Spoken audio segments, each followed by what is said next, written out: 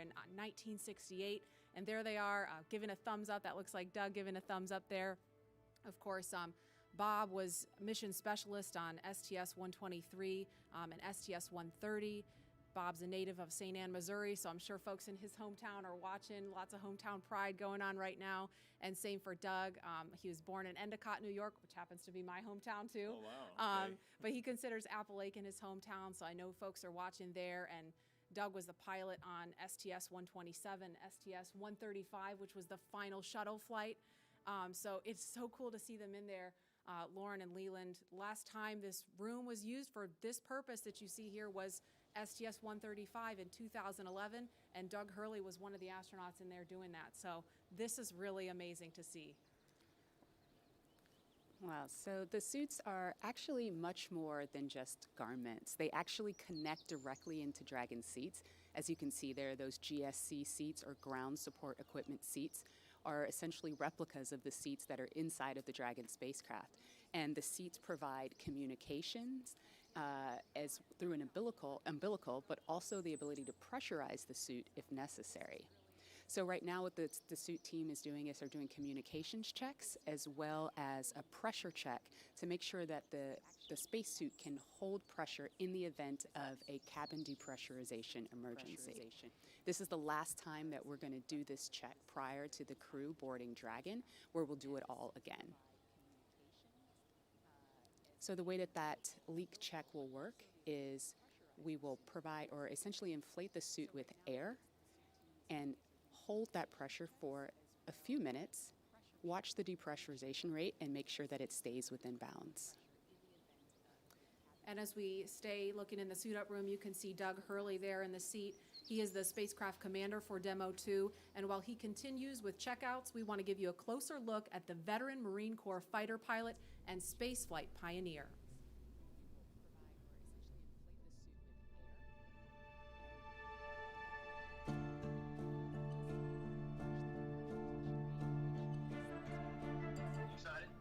Very excited.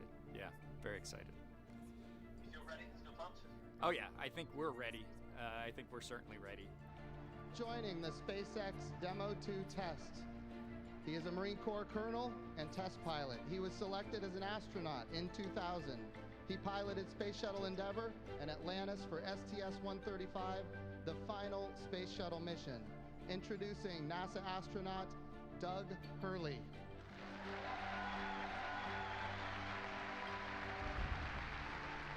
It's a life-changing process in so many ways to fly into space. It's just overwhelming in some respects. Just the sensations, the rumbling, the shaking, the acceleration. When the engines shut off and you go from, in the case of the shuttle, you go from 3 Gs to 0 Gs instantaneously, and things start floating. And I remember distinctly just thinking, what just happened? To see a rocket launch in person is, it's a pretty emotional event. I remember the first time I saw a shuttle launch, and it was amazing. And then when I saw a shuttle launch with my wife on it, that is quite the emotional experience. My name is Doug Hurley, and I'm the spacecraft commander for the Demo 2 mission to the International Space Station.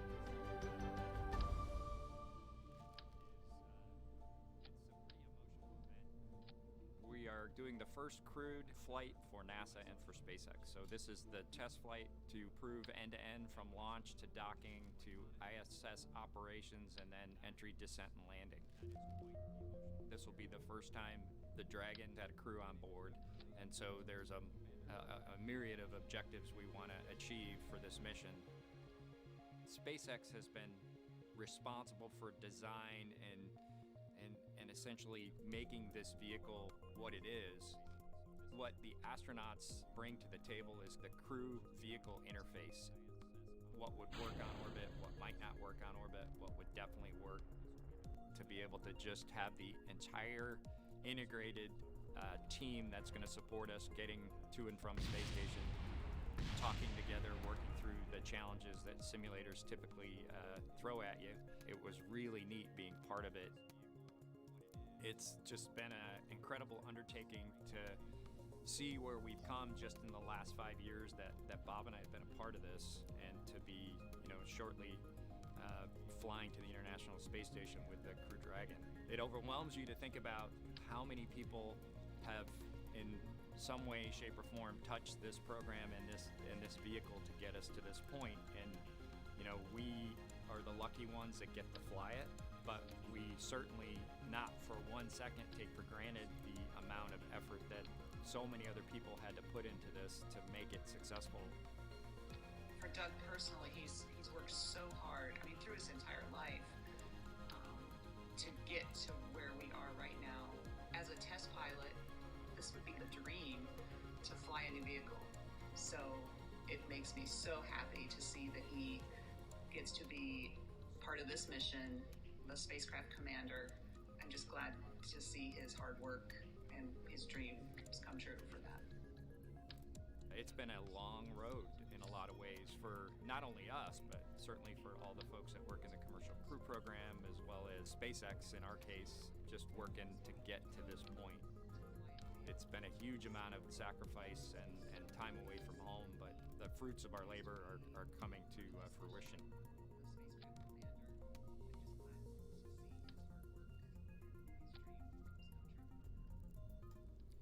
We are now getting closer to when we expect to see the crew complete their suit checks and walk out of the Neil Armstrong Operations and Checkout building. And before they do, here's an introduction to the Joint Operations Commander for Demo 2 and former Air Force flight test engineer, astronaut Bob Behnken.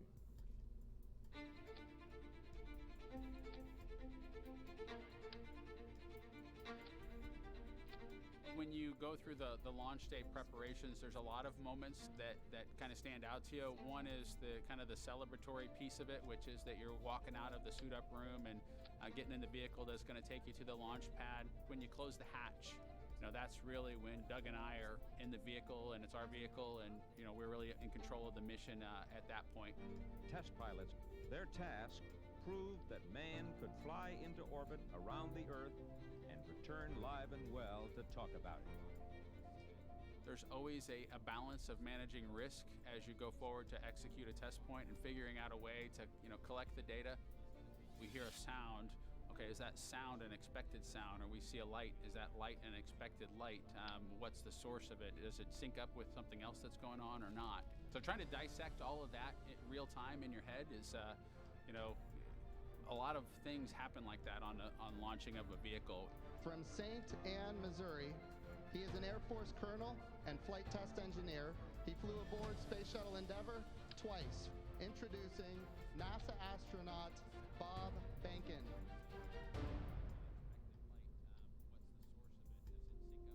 My career at NASA has kind of spanned a couple of decades at this point. I arrived with the class of 2000. Went through the training program, primarily focused on the Space Shuttle and the International Space Station, learning those systems. Having launched a couple times on vehicles, the second time was definitely different than the first time. You can feel a little bit guilty of, hey, should I study one more thing, or is there one more piece of information I should get? Am I really prepared or not?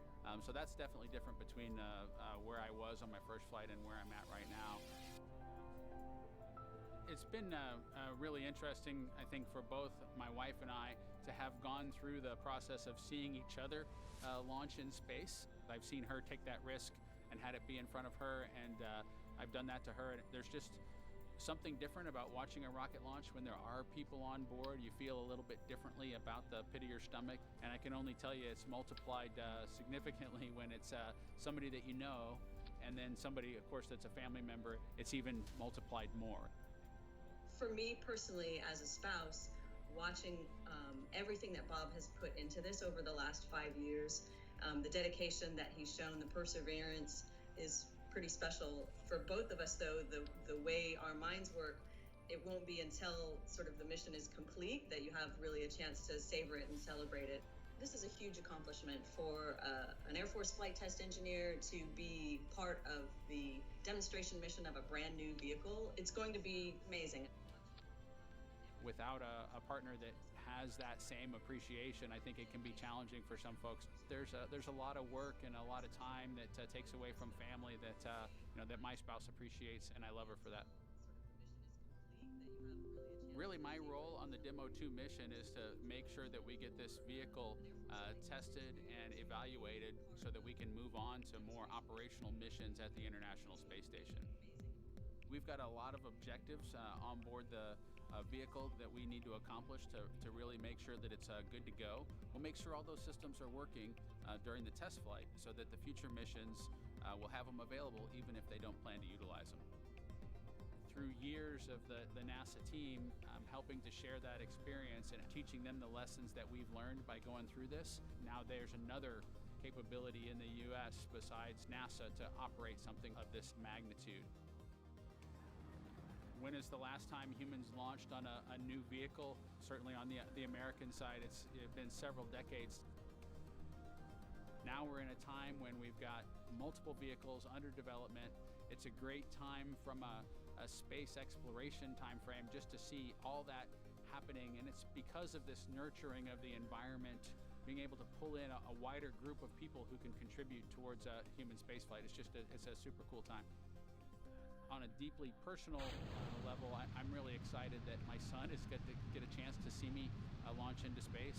Being an astronaut has been a little bit of an abstraction thing for him because he's seen me do it in old videos, but he hasn't seen me do it for real, and so I'm excited for him to see this launch. I want to thank the entire Commercial Crew Program team that's worked together to get to this point where we've got vehicles and a launch pad ready to head to the International Space Station.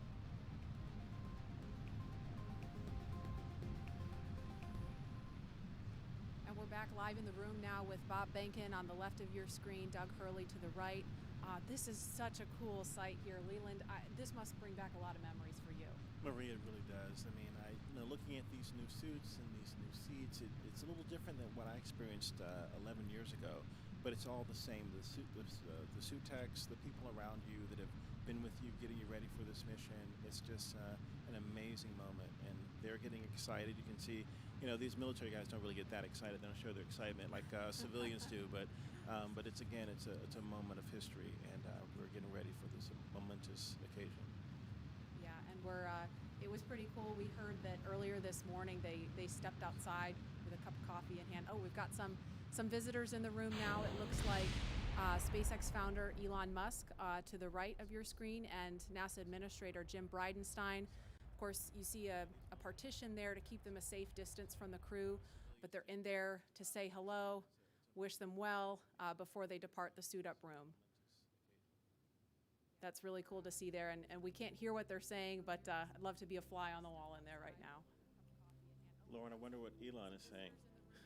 Oh, just probably telling them how honored he is to be able to give them a ride today.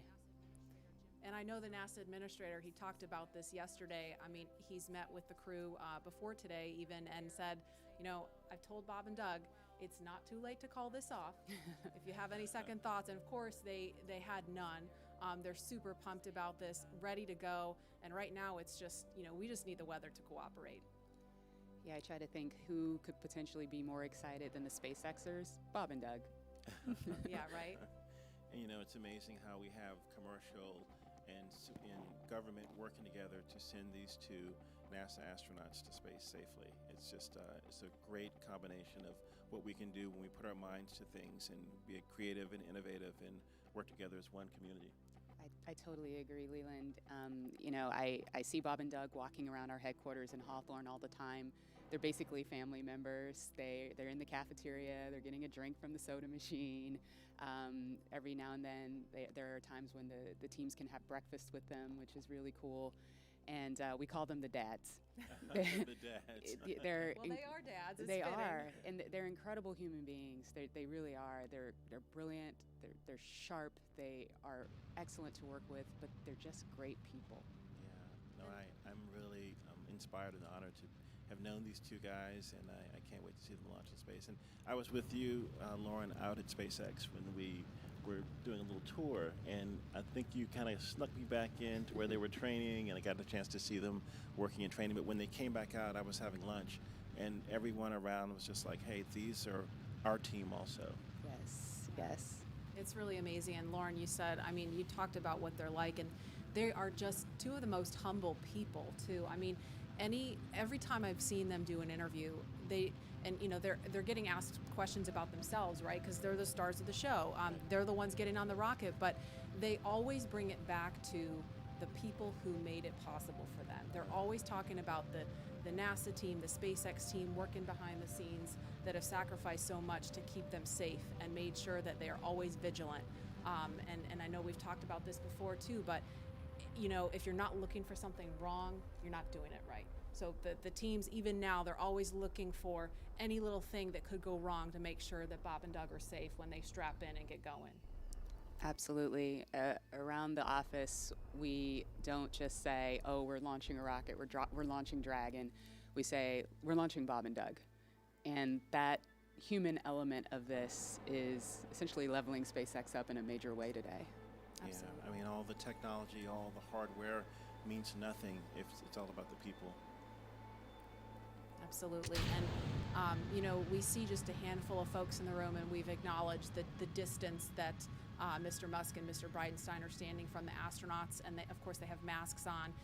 This wouldn't really look that much different, though, even if we were not in the midst of a pandemic. I mean, Leland, you know very well what it's like to live in quarantine, getting ready for a mission, and so this coronavirus situation has just kind of underscored the importance of quarantine and keeping the astronauts protected. But can you speak a little bit about what it's like to live in quarantine, getting ready for a mission? Yeah, we start in quarantine about a week before we come down to the Cape to get ready for launch. And I think that everyone around you that comes to the crew dinners, they have to get checked by the doctors. And so we really make this a very serious thing, even without a pandemic going on. But I think once we get down here, like we have these crew parties for our families, and we can't go to the parties, we have to FaceTime into the parties, but that's a very serious thing, and we only see our spouses at the beach house and have a dinner and celebrate this momentous moment. But it's a very serious thing, even without pandemics going on. Absolutely. And obviously, Doug Hurley and Bob Behnken are two of the best at what they do, and it's starting to really sink in that the mission is on as you see them in their suits there. It's getting real. It's getting real. So I remember the very first time that I saw Bob and Doug in these suits at a crew training event at SpaceX. Not only did they look really awesome, astronauts tend to look pretty cool, but the suits looked like they were from the future. Our team designed the spacesuits to maximize safety and functionality with a little bit of style. And so here's Chris Trigg telling us how the SpaceX spacesuit came to be. I think one of the things that was important in the development of the suit was to make it easy to use. It's something that the crew just has to literally plug in when they sit down, and then the suit kind of takes care of itself from there. So the suit is really kind of one part of the bigger Dragon system. It's really part of the vehicle. So we think of it as kind of a suit-seat system. So the seat that the crew is in and the suit are in a lot of ways working together. And so it made sense that we were designing Dragon in-house to also design the suit. Our spacesuits is completely designed in-house. It's built here in Hawthorne, California, in the same building as the rocket and the capsule. The spacesuit is custom made for each crew member, and that is to optimize the fit for the crew member. We definitely wanted to innovate, and we wanted it to look inspiring, but first and foremost, we wanted it to be safe and reliable. The spacesuit's primary purpose is to protect the crew in the unlikely event that the cabin were to depressurize. But the suit does a number of additional things. It provides cooling and communication to the crew inside of the suit, provides them hearing protection, and the outer layer of the suit is flame resistant, so it provides flame protection as well. When the crew gets in the capsule, they get in their seats and they plug the suit into the umbilical that's attached to the seat. And the umbilical is providing everything that the suit needs. So it provides the avionics or electronics for communications, is providing the air to cool the suit, and then it also provides gas when needed to pressurize the suit. So it's really a single point that lets the suit do all the things that it needs to do. We designed the helmet in-house. The helmet serves a number of different functions. Obviously, it's protecting the crew's head and it's retaining gas like the rest of the suit, but it also houses the microphones as well as the valves that are regulating pressure in the suit. We had to design the gloves so that they would work with the touchscreens, but the gloves also still had to do a number of other things like the rest of the suit. So all of those things had to come together within the glove. It'll be obviously really amazing to see Bob and Doug in their flight suits, and I think one of the things that's cool about the suit is it's not just a piece of hardware, it's not just a suit, it's a very personal thing. It's Bob's suit and it's Doug's suit, and so seeing the two of them in their suits using it in flight will be just a really amazing thing.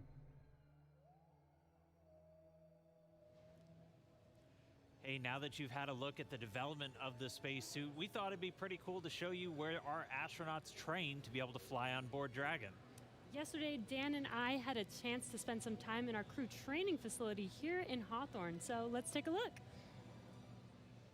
So we are up in the crew training area. This is right where Bob and Doug have been training over the last several months and even years to get ready for this flight. There's a couple of things in the room that we're going to show you real quick. We're going to start off with the cockpit simulator. Now, there are 4 seats inside of Dragon the way it's configured. The 2 in the middle are where the commander and the pilot's seat. So this is the commander seat. This is where Doug Hurley is for this flight. And this is the pilot seat. This is where Bob Bankin is.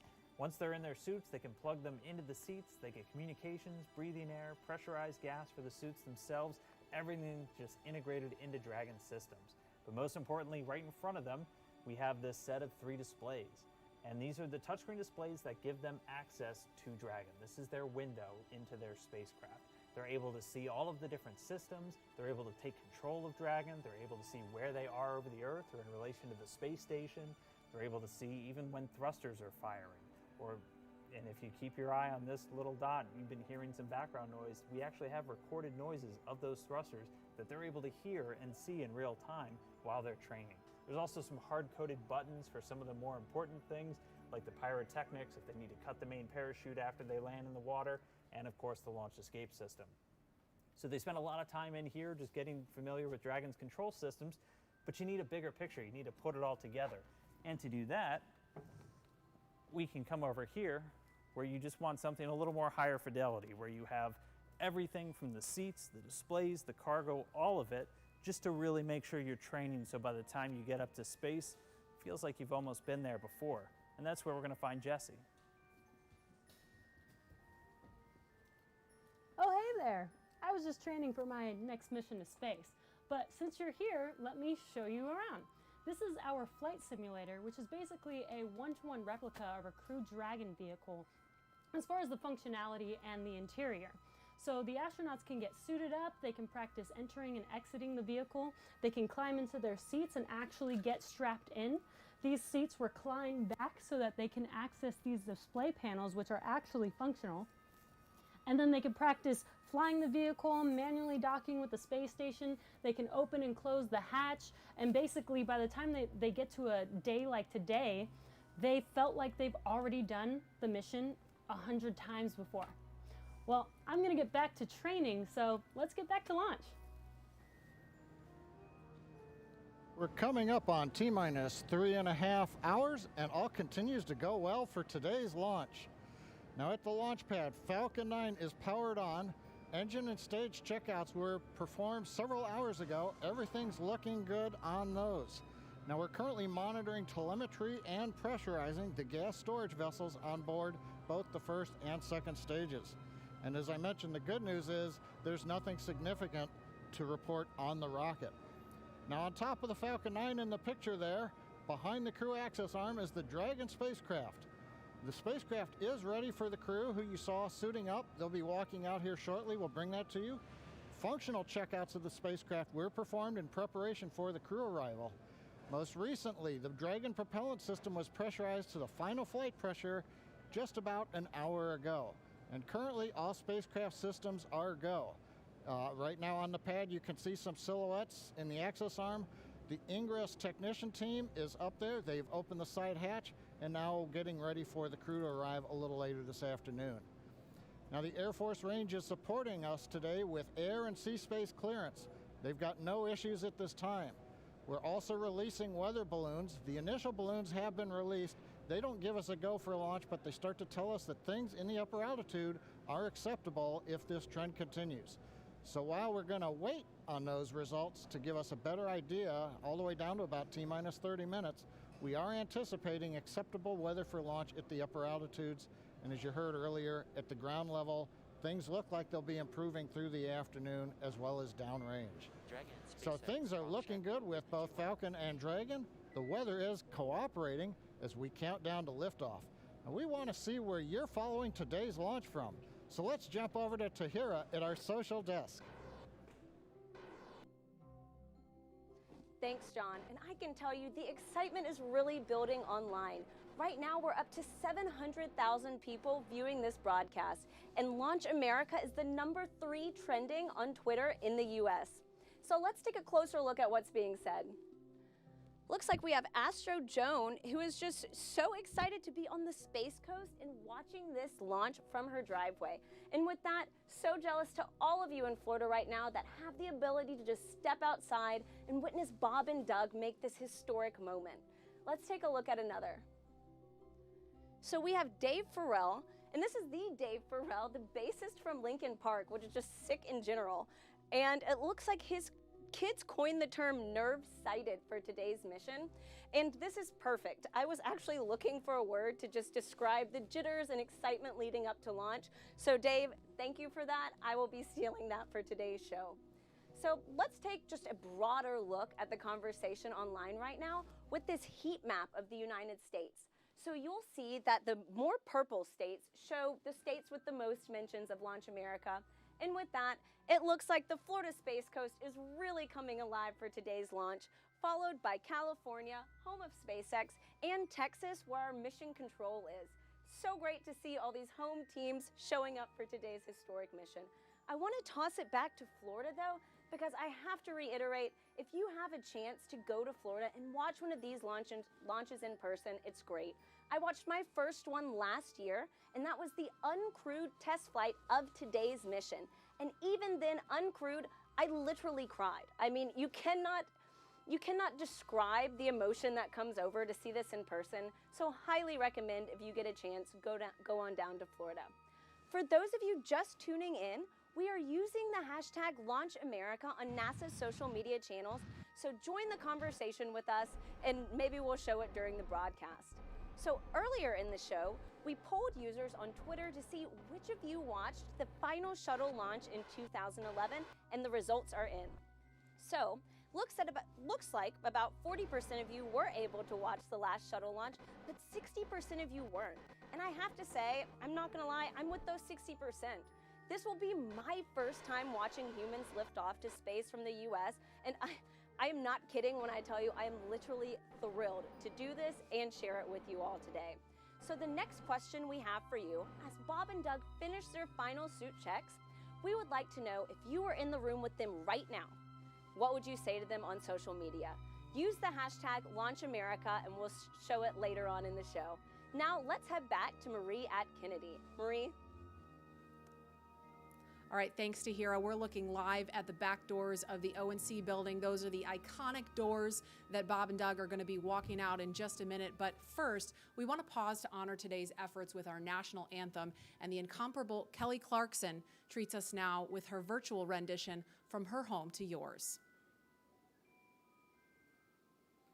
Moshe, can you see by the dawn's early light what so proudly we hailed at the twilight's last gleaming, whose broad stripes and bright stars through the perilous fight o'er the ramparts we watched were so gallantly streaming, and the rockets rank alive, the bombs bursting in air gave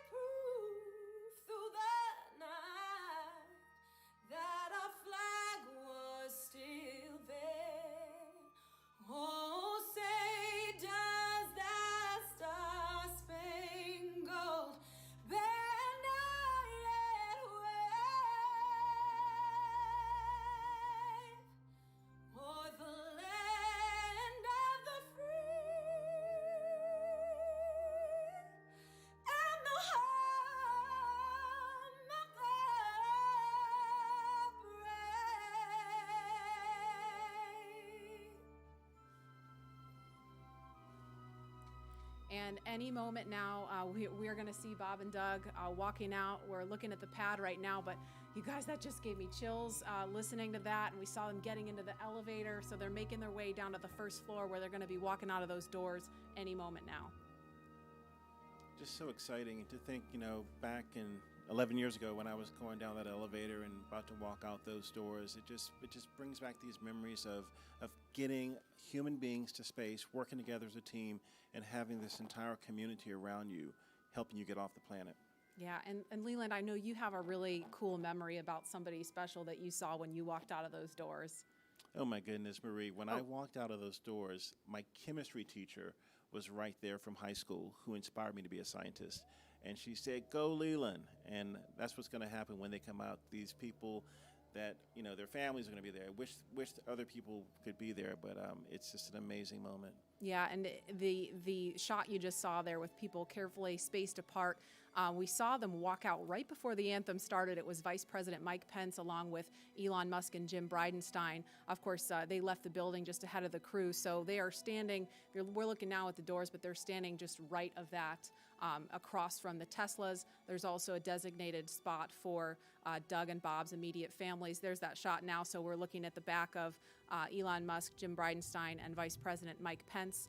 Of course, there's a small group of media there also, and so we've kind of blocked this very carefully to maintain social distancing and those that can't have the masks on. But there's the Teslas waiting for them. They got the meatball. There's the worm in the background and the worm on the back of the Teslas. So, Leland, I know we were talking about this earlier. You had some mixed feelings about the worm, right? I mean, the worm, the meatball, when I was at NASA Langley, we changed over to the meatball from the worm. So, Lauren, I know you love the worm.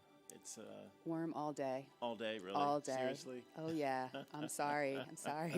I love that the worm is so retro, and it's only fitting that it would be making its way back, bringing the historic just opulence of NASA's past to the present. I'll let you have that. Yeah, okay. well, thank you. But I mean, the chevron and the meatball goes back to Langley's tradition when it was, in aviation, and that gets back to that heritage and that history too. So I guess, sure. Okay, truce. Orbits. Or truce. I feel like this is a microcosm of what's happening online about the worm. But the meatball's not going away. It's a worm meatball partnership. There we go. Right? There we go. So there's another view there of the crosswalk. There is where Bob and Doug are going to walk out any moment.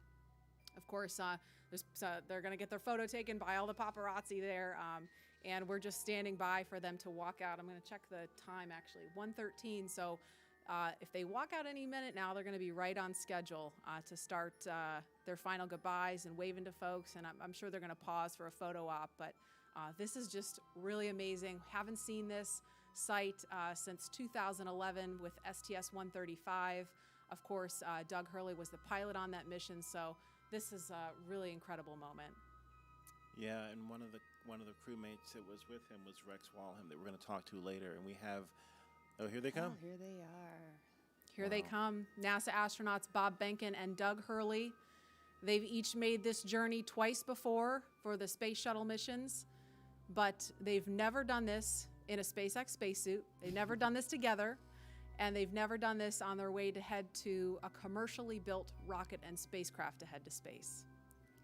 Marie, I was looking for that Astro van, and I see these white Teslas with meatballs and worms on them. It's just a new era in space travel. Oh, yeah. They're riding in Tesla Model X's. They've been equipped with cooling units, so once they sit inside, that umbilical that I was referring to earlier will connect to the spacesuit to provide cooling while they're inside of the vehicle. And you can see them talking and waving with their families now. Wow. We just saw them do a virtual hug with their sons. There's Megan and Karen and their sons, yeah. They're the dads. The dads, yeah. It's so awesome. Bob blowing his family a kiss. Doug actually got to take his wife and son up to the pad on the tower. Yesterday they tweeted out a photo. That was so cool. I saw that picture, and it had a prominent worm in the picture, right? Yes. I'm telling you, worm all day. Wow. So they're climbing through those DeLorean doors of the Model X. This is totally from the future. Are they stock? Are they stock Teslas? And then you see in the front seat there, that's our flight surgeon. He's climbing in, and the suit technicians, there's one, Chris Trigg right there, number 12. He is buckling in. They're both, the two suit techs are buckling in, Bob and Doug, and they're connecting that umbilical. And Lauren, I know you mentioned this earlier, but for folks that maybe weren't watching then or can't remember, I mean, we're in Florida, it's super hot, super muggy, so how are they staying cool? There are these portable cooling units. We had one at the ONC building, two at the ONC building. There are 2 in the Teslas. There'll be 2 in the elevators, and then 2 in the white room when they arrive on the crew arm. So we're just keeping that cool air flowing through the suits. There's actually ducting integrated into the suits to keep them cool. And you can see they're saying goodbye to their families. This is awesome. Yeah, it's awesome that their families get to come up to the window and obviously get a little closer than everybody else. There's Megan and her son. Yeah. Oh my gosh. These are precious moments. This is what it's all about, as I mentioned before. It's about the people. It's about the families and working together as one community to get Doug and Bob launching off to the cosmos, to the space station. Yeah, it's emotional. It's emotional watching that. It really is. There they go.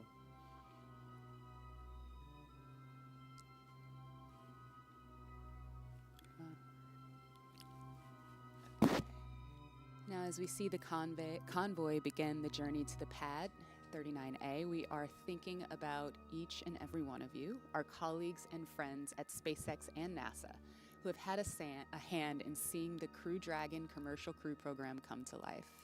And we wish every single one of you could be here up close to see this, but we want you to be a part of this journey regardless of where you are watching today. And so for the next few minutes, while they're making their way to the pad, we want to highlight those people whose hands and words and thoughts built all that we see here today. And we hope all of you watching can feel that pride that each of these NASA and SpaceX team members has for today.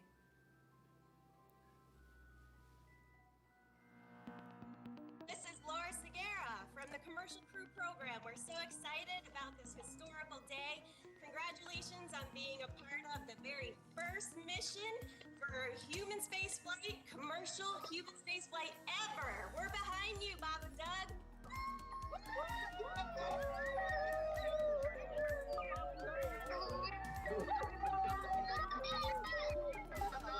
I'm Nicole from SpaceX in Cape Canaveral, Florida. Congratulations to SpaceX for hitting another major milestone, and safe travels to Bob and Doug.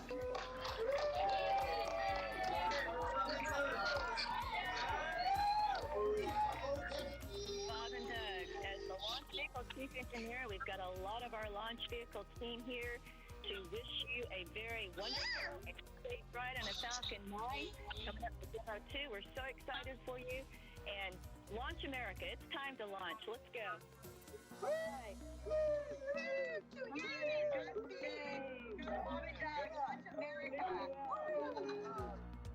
Hi, this is Perla from Hawthorne headquarters. We want to wish Bob and Doug a safe trip to the International Space Station.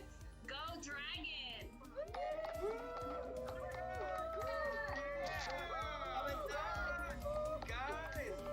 It's been 9 years in the making. This is such a historic time, and our team has worked so hard, and we're very excited to be here. Go Bob and Doug!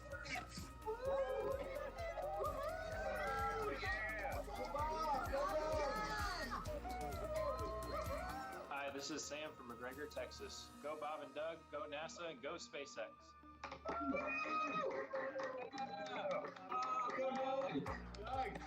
Sean O'Rourke from Johnson Space Center. Bob and Doug, wishing you a great flight. I just wanted to tell you good luck.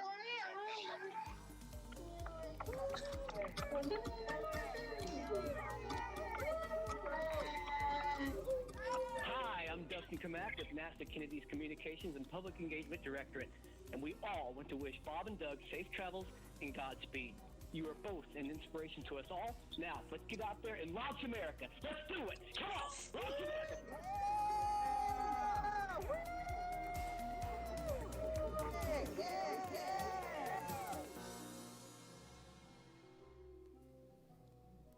And and we are following the convoy. And Leland, Lauren, I don't know about you guys, but I'm so glad that we had the chance to hear from the NASA and SpaceX teams that have been working behind the scenes, because Lauren, I know you know this all too well. I mean, these people have been working not only for, the last, since 2014 when SpaceX won this contract, but I mean, working long hours, long reviews.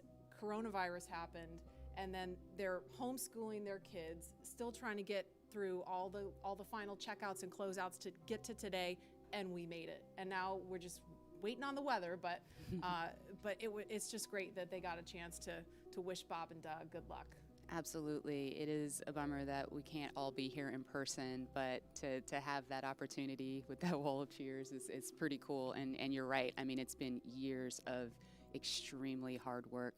Fortunately, we've had little milestones along the way, like Demo 1 and IFA, the in-flight abort mission, but it was all leading up to this. And I speak for all of my friends and colleagues that are still working on this program. Today is a career just high for all of those people, if not the pinnacle of it. Absolutely, and I know Doug and Bob appreciate them so much. And as they continue to make their way to the pad, the next astronauts to make this journey are also watching very closely. NASA astronauts Shannon Walker, Victor Glover, and Mike Hopkins, and Japan Aerospace Exploration Agency astronaut Soichi Noguchi will also be flying. They'll be in the Crew 1 mission a little later this year. Of course, that's after Bob and Doug return home.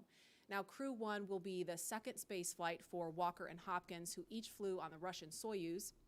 And it will be the first space flight for Glover and the third space flight for Noguchi. He flew on both the space shuttle and the Soyuz previously. Now, the Crew 1 mission will be the first in a series of rotational flights to station after Demo 2, once NASA certifies the SpaceX systems for regular crew flights.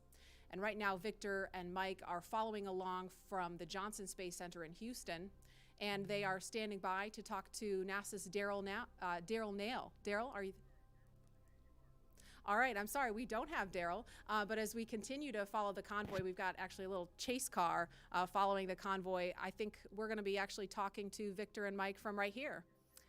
Victor and Mike, are you there? We are here. All right, hi guys. I'm just going to ask you first. You're going to be two of the next people to get on board Crew Dragon. So what are all your thoughts and feelings as you're watching Bob and Doug in the Tesla right now? As you can imagine, there's a lot of emotions. Of course, we're excited for Bob and Doug, excited for NASA, excited for SpaceX, and really the whole country.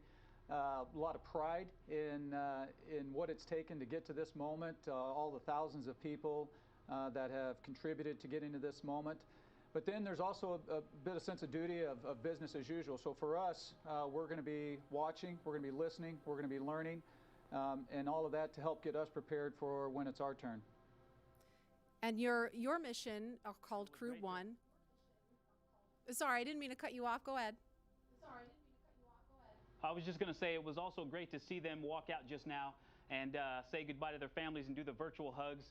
That was great. There are a lot of emotions, but that's probably the best one. And Victor and Mike, I know recently you had Shannon Walker and Soichi Noguchi also assigned to the Crew 1 mission with you. What can you tell us about them and your relationship with them and your training so far with them? Yeah, I'm very excited about Crew 1. We've got a very experienced crew. You guys hit on that a little bit earlier. Of course, Shannon, she's been with NASA for around 30 years.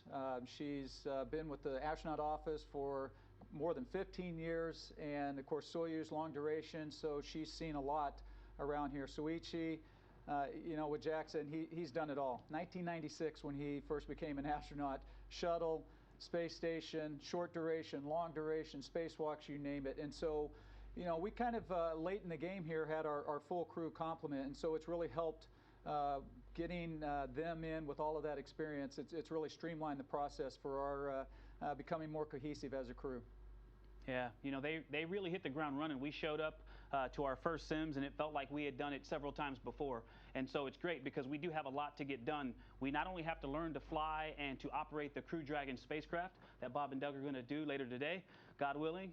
We also have to be ready to do all of the things that a crew on board the space station does, the spacewalks, the research, the basic upkeep of the space station. And so we also have all that training going on as well. And that's what we've been doing for the past several months together.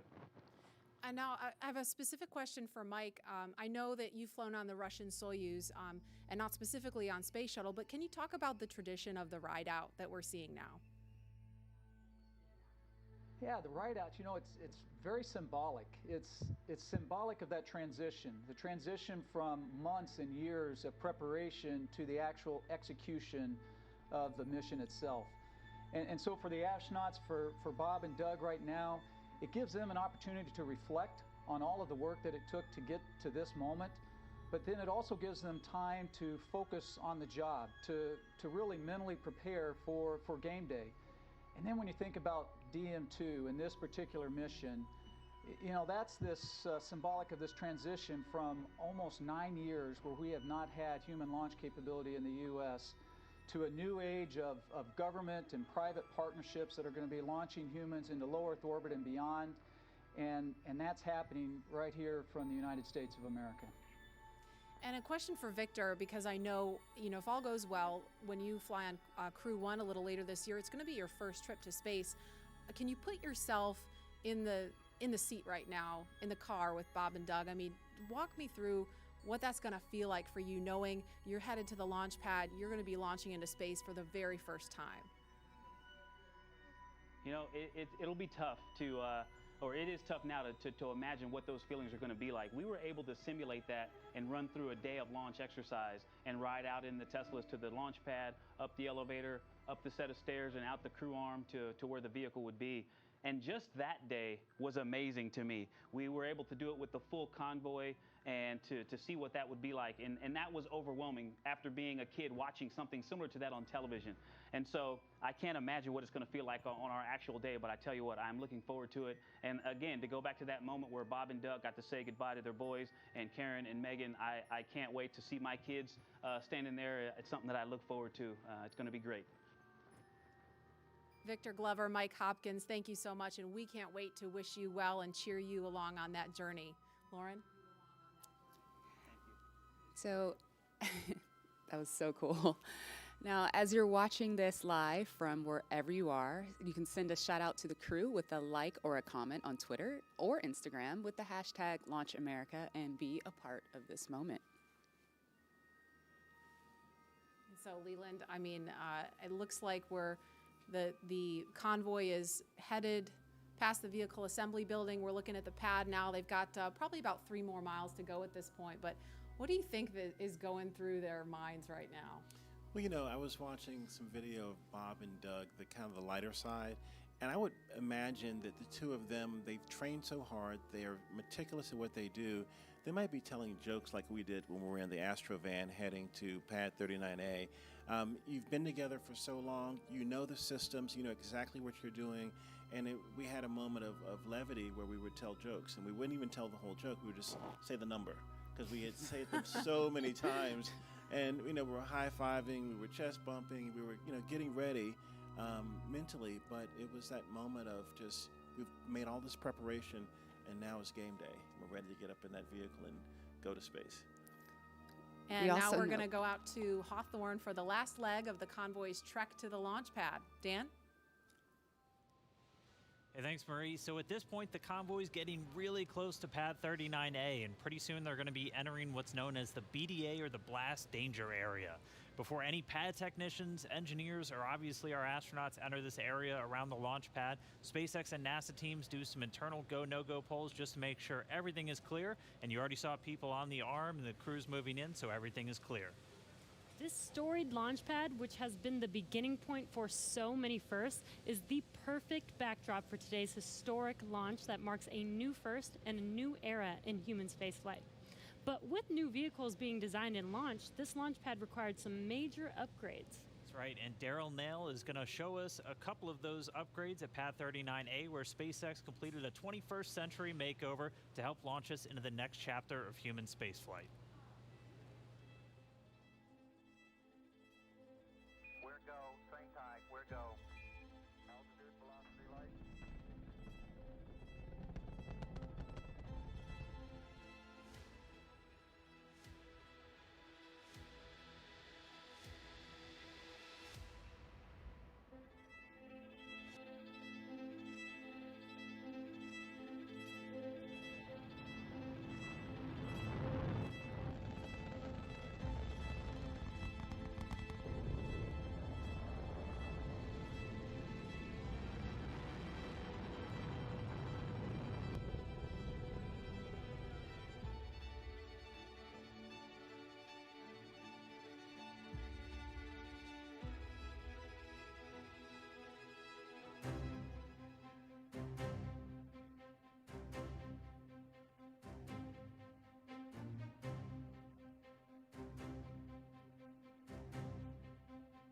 why some say the moon.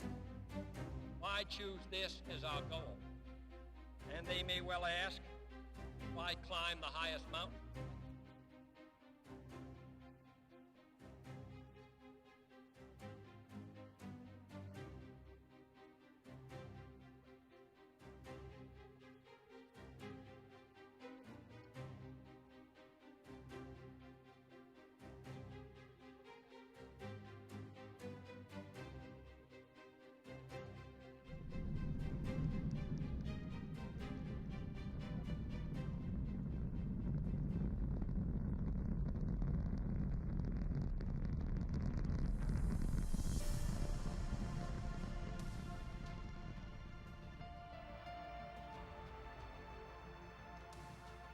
Contact light. Okay, engine stop. We copy you down, Eagle.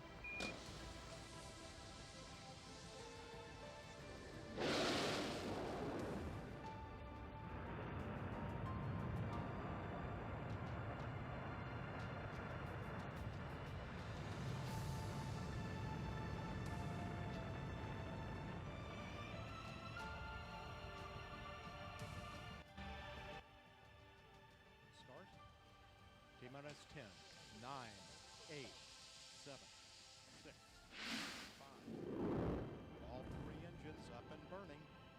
2, 1, 0, and liftoff. The final liftoff of Atlantis on the shoulders of the space shuttle. America will continue the dream. Roger roll, Atlantis.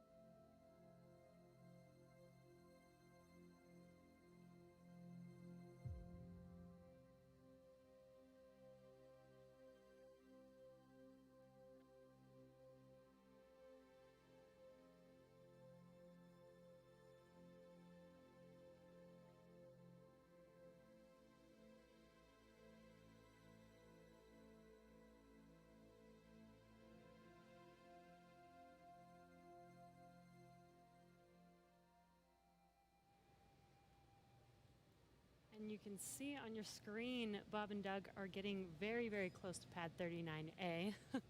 In addition to these launch pad upgrades, SpaceX also made changes to both Falcon 9 and Dragon to enable flying crew. A key update to this latest version of Dragon is its highly reliable launch escape system that is capable of carrying crew to safety at any point during ascent of the rocket. That's right, and I'm sorry, I'm just waiting for that pullback moment on the camera where we're going to see their cars roll right up to the pad. Another key upgrade, though, for everything today is Dragon's new life support system. As you can imagine, and oh, sorry, there we go, crew arriving at the pad. As you can imagine, flying humans requires keeping a habitable environment inside Dragon throughout the entire flight. And so that's everything like providing breathing air, keeping the capsule at a safe pressure, keeping it free of contaminants, removing carbon dioxide, regulating temperature and humidity, and implementing a waste collection system, aka the toilet. The changes to Falcon 9 were small, but extremely meaningful to meet NASA's requirements for safety for human spaceflight. And specifically, SpaceX had to prove a high degree of fault tolerance, meaning that small failures in the system would not lead to mission failure. Falcon 9 was already able to handle engine failure, but new emphasis was put on making sure that a failure throughout any phase of launch would not mean mission failure. And that's a really cool view on your screen with Bob and Doug getting out of their Teslas. That is amazing. And this goes down all the way to latches, control valves, electronics, and wiring, and so much more to keep them safe. All right, well, with the astronauts now on location at Pad 39A, Marie, Lauren, Leland, take us through the crew making their final steps towards that Dragon spacecraft. All right, thanks, Dan. That was really cool to see. We can see the Teslas on the screen there. They're going to stop for Bob and Doug to take a little nature break before they make their way up to the pad. And we're expecting it should be about T-minus 2 hours and 55 minutes, so just under 3 minutes from now, we should hear a formal announcement on the loops that the crew is on the pad. So we'll quiet down to listen for that when we get a little closer. But Lauren, you didn't get a chance to mention while they were driving out there, they have a very cool playlist they had on the way out, right? Yeah, I remember Bob tweeting, "What should I listen to on the way out?" So here's what they chose. The first is AC/DC's "Back in Black." I think he actually tweeted that one, or someone recommended it, which is super cool. And the reason being, they are back. Then they also listened to the elevator music from the Blues Brothers film. That song "Girl from Ipanema," and that one?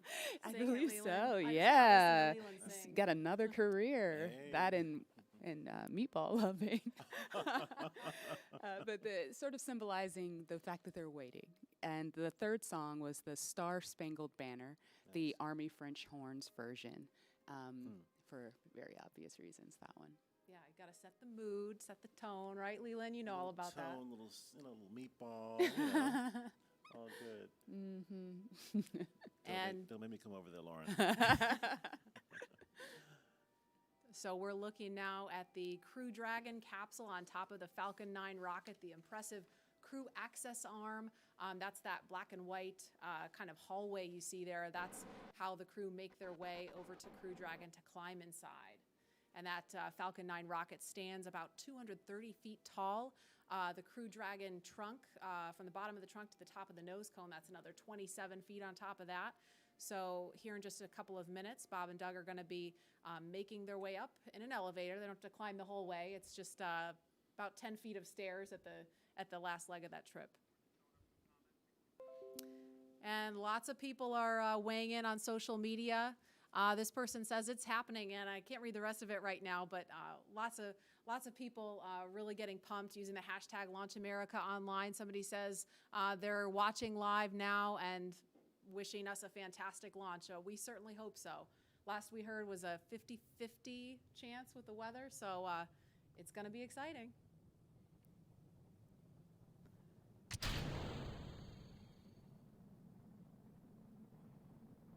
And it looks like, I'm not sure if that one is Bob or Doug in this one here. Can't tell from this view, but looks like one of them is getting ready to get out of the Tesla in just a minute. Lauren, our suits our pumpkin suits had different colors for what mission position you have. Do these suits have colors to designate the two astronauts? Do you know? Not that I'm aware of, but their names are on the suits. Maybe that helps. Well, we had names too, but Yeah. but I mean, if you're trying to find out what suit that you have, you know, I guess there's only two of them, and it could be up to 7 astronauts, right? Dragon is capable of carrying 7, but for NASA missions, it's 4. It's just 4. Okay. There go those doors. I'm going to call them the DeLorean doors. Yes. Can I call them that? Sure, I think that's totally fair game. Acknowledge the inspiration. Yeah. Yeah, for sure. Again, we're looking at the base level there. And Leland, I know we talked about this. You know, you were out here last week and we were talking about how the pad looks so different from the shuttle days. Can you talk about what you remember and kind of how it's different now? Yeah, I mean, the form and the function. I mean, this black pad with the white ticking, and you know, it's a really beautiful. You think about STEM education, but this is totally STEAM: science, technology, engineering, arts, and mathematics. And I think, you know, SpaceX has done an incredible job of making things look really beautiful and functional, and you know, everything just fits perfectly. And I think, you know, when we were having our launch pad, there were hoses and things hanging off, but this is a very sleek and elegant and kind of futuristic look at the next era of space travel. And you know, I just love seeing these Teslas versus the Astrovan. Are they doing selfies? Looks like they're trying to strain to see the top of the Crew Dragon, just taking in the sight. It's pretty high. And I don't know if you caught this when we could see it briefly on the shot, but the license plate says ISS BND, ISS bound.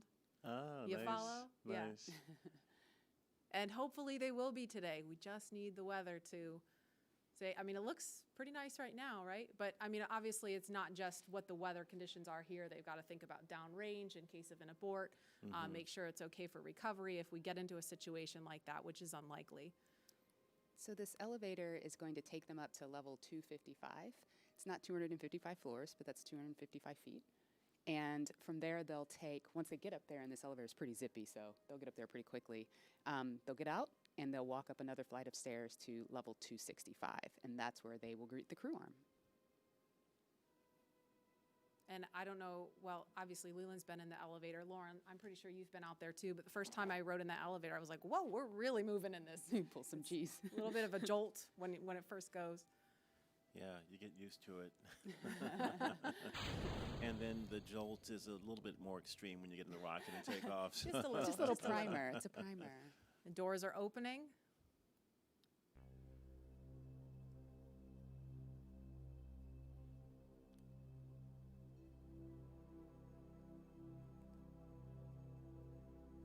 And here they come.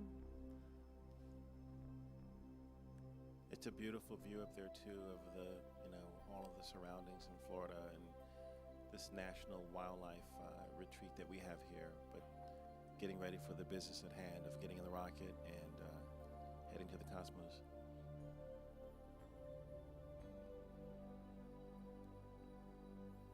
And those are the stairs Lauren mentioned. They're at it's the 255-foot level right now. Yes. I think I said that right. And now they're headed up the stairs to the 265-foot level. That's a level that will take them to where the crew access arm is in the white room. Yeah, that's the view right there that they're looking at. And Lauren, what are those chevrons, those white chevrons on the floor? What do they lead to? Those are basically highlighting the exit path. So in the event that that anyone up there needed to get away ASAP, they follow those arrows to where escape baskets await them. There's 7 baskets, and they'll hop in there, and it's kind of like a zip line. They'll slide all the way down from that fixed service structure down to the ground, safe and away from the rocket. Great. And at the top right of your screen where you see them, there's actually a phone right up there next to the worm. There's the worm again, Leland. With that now. Okay. It really pops up there. Yeah, it's like it belongs there or something. It's funny, isn't it? Leland, tell us about the phone. What's the significance of the phone up there? Yeah, I mean, you can call family members that you maybe weren't able to come to the launch, and in this case, there are quite a few of them. But it's a last minute to say goodbye and say that you're going to talk to them when you get to space. Absolutely. And again, they're just kind of taking in the sights before they go into the white room, and the pad team is there. You can see them. They're in black with the white numbers on their back. They're all members of the pad team. They're going to be helping them when they get into ingress. Actually, we're at T minus 2 hours and 50 minutes right now. At about T minus 2 hours and 35 minutes, so just under 15 minutes from now, is when the astronauts will ingress. That's the term we use for climbing into Dragon. And of course, they will have the assistance of the suit techs and get buckled in. And so we want to head over to Hawthorne now for a preview of what's in store for not just Bob and Doug, but future space travelers. Shortly after we begin to regularly fly NASA astronauts to and from the space station, SpaceX will also begin flying private passengers to station and beyond using Dragon. That's right. NASA is going to be enabling up to 2 private astronaut missions to visit the space station each year, just as part of our support of a broader economy in low Earth orbit. It's just one of the many ways NASA's opening access for companies to manufacture products in microgravity, for new commercial modules in space, and to enable more people to be able to explore the stars firsthand. And the more people out there exploring the stars, the closer we get to becoming a multi-planetary species. Earlier, we showed you a first-hand look at where you would train if you were to fly with us on board Dragon, but now, let's take a peek inside the spacecraft itself. When we wanted to take Dragon and make it human-rated, I think we took a different approach to spaceship design than has previously been done, because we wanted this to feel like a 21st century spaceship. We wanted it to inspire another generation of astronauts. Really, everything when you look at Dragon was driven by function. We took into account everything from the placement of all the cargo supplies to the light rail on the top, doubled as a handhold. Probably one of the biggest features of Dragon are the touch screens on the inside. We designed them not just to be very functional, but with a user experience in mind. It's very intuitive to know what we need to do at any given moment in time. When I think about comfort for the astronauts, it's really every aspect of how you could interact with the spaceship that comes to mind. We have 3 different seat sizes. We even go so far as molding the foam around the astronaut's body so that there's not any pressure points, and it's just generally a pleasurable journey to space. Dragon is a spaceship that's all about safety and reliability. We designed it to be 2-fault tolerant, which means that any 2 things could fail. So I could lose a flight computer and a thruster, and I could still bring the crew back home safely. We also added a launch escape system. If anything goes wrong on ascent, the crew can get away from Falcon and get picked up safely. I've worked on Dragon since 2012.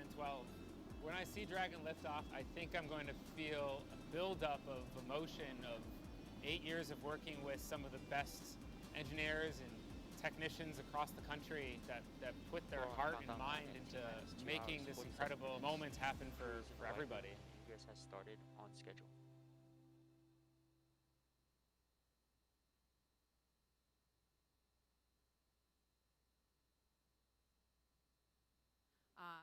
We see them signing, looks like they're signing something in there right now.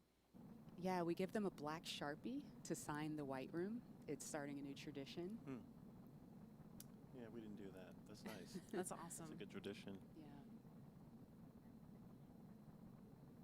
And while we were in the video, we saw Bob and Doug walk down the crew access arm. Leland, it's like that, futuristic look that you talked about. I mean, what did you think seeing that and how that kind of compare and contrast what that was like during shuttle?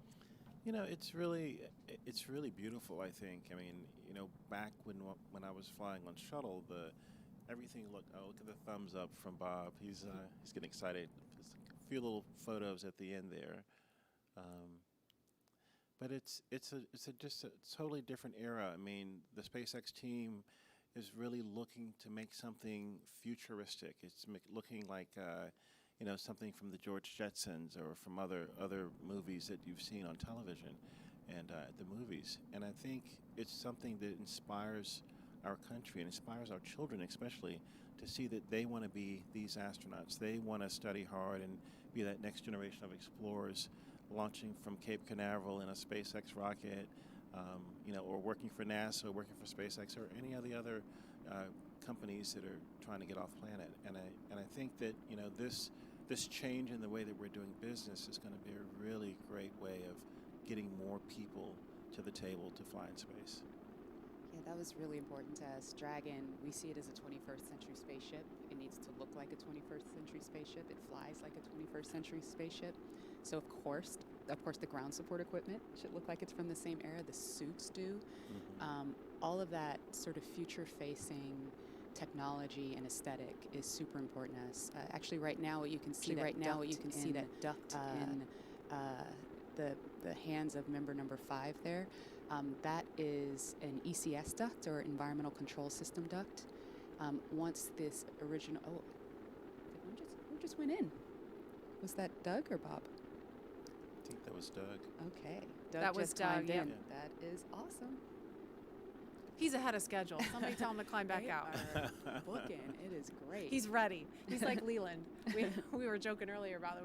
We were going to have to buckle Leland into his seat here to keep him from running out there. Yeah, if we had stayed outside, I was going to swim across the moat and run over and get in the vehicle with Bob and Doug. All right, now Bob's going in. Yeah. This is great. So the suit technicians are helping the crew climb inside. They're holding back the hatch seals to protect the seals on the hatch, but also making sure that the crew doesn't hit their head or anything on the way in. Even though they have helmets, we still don't want that to happen.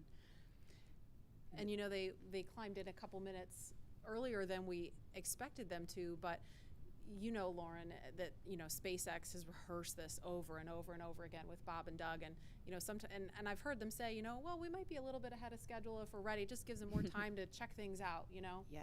So right now, what the crew, the suit technicians are doing is they're strapping the crew's feet into these restraints that the boots sit inside of. They're going to close those 5-point harnesses around them. I know, Leland, you talked about some of the harnessing that you had in the past with the shuttle. Yeah, I mean, this is such a more sleek design where there's one point to plug in to get cooling, communications, and everything. And we had a 5-point harness. We, had these hoses and things all over the place, but I think this is a much more streamlined look into the future of space travel. Yeah, and similar to what was going in the ONC building during the suit checkouts, that seat umbilical is going to connect to the right thigh of the spacesuit. There is a fluid module that is connected to the spacesuit, and that provides fresh cooling air and also nitrox for the leak checks that are going to come up later. But the audio system is also going through that umbilical. So while the crew is, or while the suit techs are getting the crew all buckled in, they're going to perform a comm check. And that's, again, similar to what was done at the ONC building, but this time the integrated two-way communications between the astronauts and the ground crew.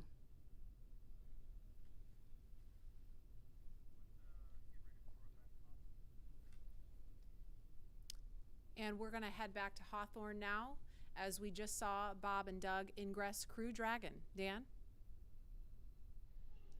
Hey, thanks. Yeah, it's incredible to see them inside the capsule. If you're just now tuning in, great timing. You're watching our coverage of the mission known as Demonstration Mission 2 or Demo 2. Today, SpaceX and NASA are going to be sending people into orbit on a mission to the International Space Station for the first time from U.S. soil since 2011. Bob Behnken and Doug Hurley are those astronauts flying in Dragon. They're inside.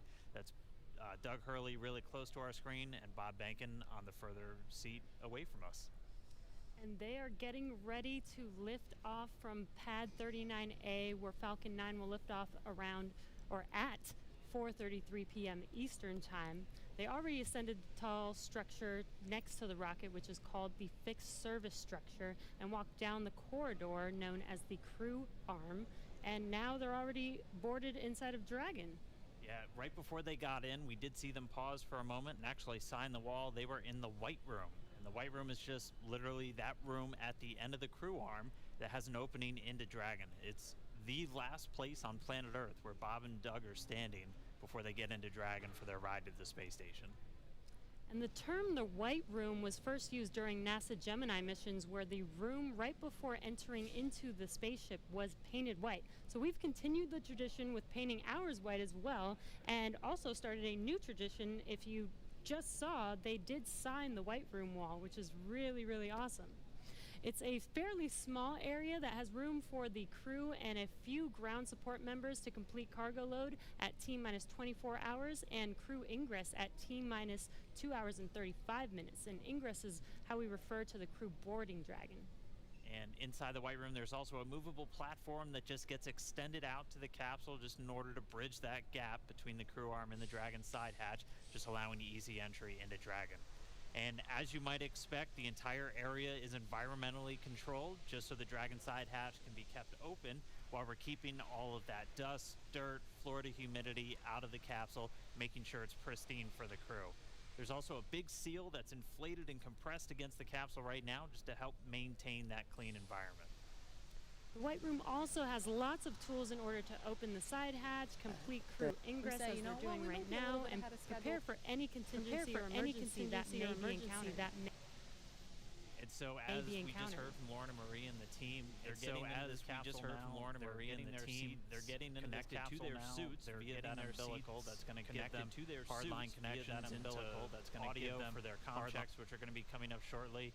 And again, breathing gas and pressurized nitrox for those suit connections into the second audio for their comm checks, which are going to be coming up shortly. We're just kind of all about redundancy and constantly checking our systems as we continue to count down. But I mean, there they are. Right now, we're watching Bob and Doug getting into Dragon, getting strapped in. Before they connected their suits to the actual seats, they did something called a foreign object debris check, or a FOD check. And that just means that they actually get inspected for any substance or debris on their suit that could interfere with those systems on Dragon. And to help protect against debris, the crew has covers on their boots as well as their umbilical port on their suits that need to be removed before they can ingress. So they've already removed those, and as you can see, they are getting strapped in. And once the FOD check is complete, our commander, Doug Hurley, entered first, and then Bob Behnken followed after him. And they're getting buckled in right now, as you can see on your screen, and attaching their umbilicals to their suits. The umbilicals allow the crew to have comms through their suit and air to help keep them cool, as well as delivers nitrox for suit pressurization. And as we mentioned earlier in the broadcast, the suit's primary function is to protect the crew in the event of a cabin depressurization. And just walking through the interior a little bit, there are 4 seats configured inside Dragon right now. They're numbered 1 to 4 from right to left when you're looking at the seats. So we've had a couple of camera views just from the hatchway, so in the white room, if you're looking at that angle, you go from 1 to 4 right to left. Doug Hurley is in seat 2, or the commander seat. Bob Bankin is in seat 3, which is on Crew Dragon is the pilot seat. And then obviously nobody is in seats 1 and 4 today. Crew Dragon is designed to carry 4 astronauts on these future NASA missions, and we met 2 of the Crew 1 members and heard about their other 2 crew members a little bit earlier. Directly in front of both of our crew members today are 3 touchscreen displays that they're going to use throughout the flight, giving them insight into Dragon's systems, seeing any alerts or issues with the vehicle, and if required, taking control and manually flying Dragon. We can see Doug Hurley manipulating those displays right now. And coming up, the crew will do a comm check to make sure that they can hear mission control, and their seats will be rotated into position for launch so that they can see those display panels right in front of them. So now let's check in with John Insprucker for the latest on the health of both vehicles. Over to you, John. We're at T-minus 2 hours, 36 minutes, 30 seconds in the countdown for the launch of Falcon 9 with Dragon to the space station. Dragon Launch Ops team has completed their major activities to prepare the spacecraft for the astronauts. Checkouts are complete of major systems, including the escape system. And as you can see, ingress of the astronauts well underway. They're hooking their suits up to the various cabin systems. Right now on Dragon, there are no issues in work. Comm checks will be coming up shortly on the Dragon spacecraft with the crew. We might be able to hear some of that, and we'll bring it to you as it happens. Now currently the Falcon 9 team is preparing for their final checkouts and propellant load. Checkouts are due to begin at T-minus 2 hours. That's when the majority of the launch crew will actually get on console officially in Fire Room 4 at Kennedy Space Center. Currently on Falcon 9, all systems are go. The Air Force Range continues to report no problems with air and sea space clearance. Everything's looking good. Roadblocks are up around the launch pads. The weather forecast continues to be acceptable, but something we're going to watch all the way through. We're not only looking at weather at the launch site, but we are looking around the world. We need to make sure conditions are acceptable if Dragon has to splash down in the Atlantic in case of an escape. We're also monitoring contingency splashdown locations if the crew had to come back to Earth before docking with the space station. Right now, those conditions are getting better as we go through the day. At the launch pad, things continue to be a 60% probability of violating the conditions, or 40% chance if you're an optimist of good weather. But right now, the clock is continuing to count down. All systems are go. We're just inside T-minus 2 hours, 35 minutes. All right, now as Bob and Doug finish their ingress procedures and get comfortable inside Dragon, we're going to continue to listen for those comm checks. They should be coming up in just a little bit. But right now, I'm joined now by SpaceX's Jessica Jensen and Lars Blackmore just to discuss a little bit more about what make Dragon and Falcon 9 a 21st century launch vehicle. So first off, thank you so much for joining me today. Jessica, I'll start with you. Yeah. Walk me through kind of Dragon's life history and how we got to where we are today. Sure. So Dragon was designed from scratch 12 years ago by SpaceX. It was designed to carry cargo to and from the International Space Station. And what that means is 12 years ago wasn't that long ago. So we got to use state-of-the-art materials, state-of-the-art, computer processors. So really, Dragon, to start off with, is already a modern advanced spacecraft. But then there's 2 other parts of it also that really led to commercial crew. One part of it was that we actually were able to man-rate cargo Dragon while it's in the vicinity of the space station and attached to the space station. So that was a huge learning curve for crew. We human-rated a spacecraft for a portion of the mission, and then for crew, you just have to obviously expand it for the whole mission. And then the last part was Cargo Dragon has been this amazing test bed for commercial crew. And what that means is we were able to test out like heat shield materials and parachute materials on Cargo Dragon before they ever flew on Crew Dragon. Very cool. And that's that's just one part of the equation. Lars, walk us through, again, just the flight history of Falcon 9 from the humble beginnings to where we are today. Well, Falcon 9 first flew almost 10 years ago today. And even though the first version of that rocket couldn't carry humans, the fundamental design was made with that goal in mind. Over the course of 87 launches, we've steadily improved the rocket so that now it has twice the payload to orbit that we started out with. We can land and reuse the first stage in the fairing, and most importantly for today, we have the reliability that we need for humans. Now, what's interesting is that reliability has come from steady upgrades and almost a decade of flight experience, but it's actually quite hard to prove reliability. This is something that the commercial airline industry has been grappling with for decades. And just like them, we rely on lots and lots of testing.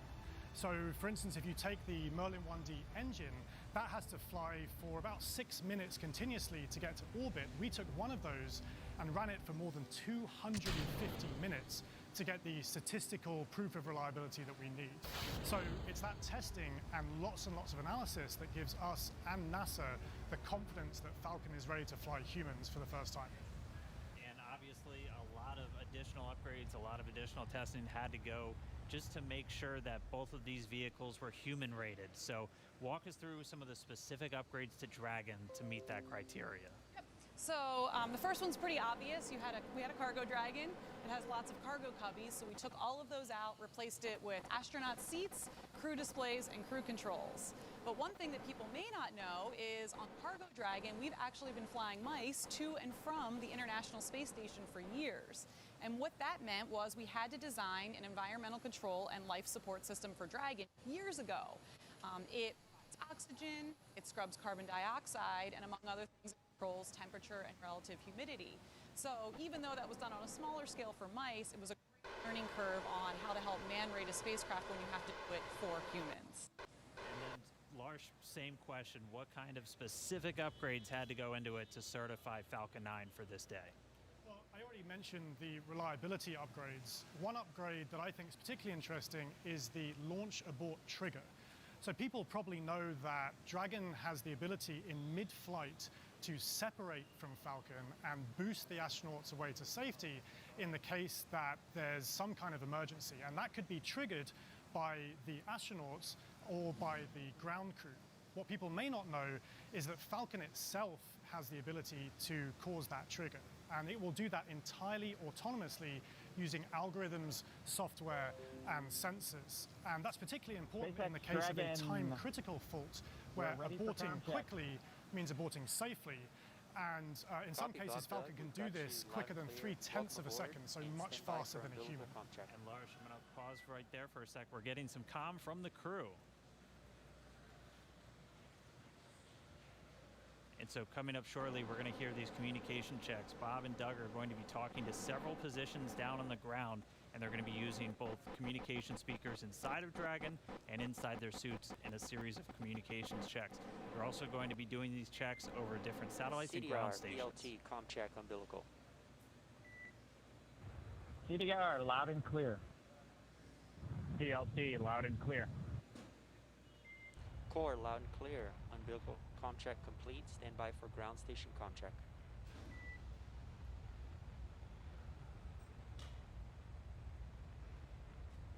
And you'll hear him referred to CDR as Doug Hurley. That's the commander. PLT pilot. That's Bob Bankin.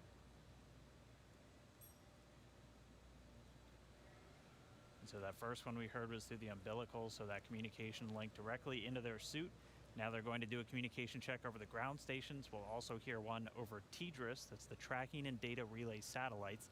Same satellites we use to talk to the International Space Station. That's what we'll be using to talk and track Dragon throughout its entire flight.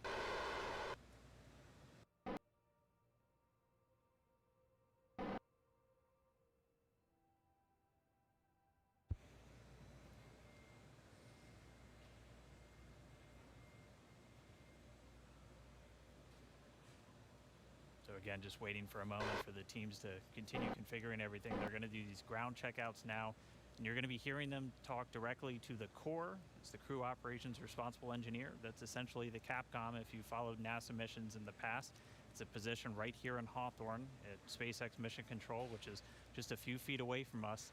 where the team's going to be watching over Bob and Doug for their entire flight. That's where the main person whose job it is to talk to them is going to be sitting.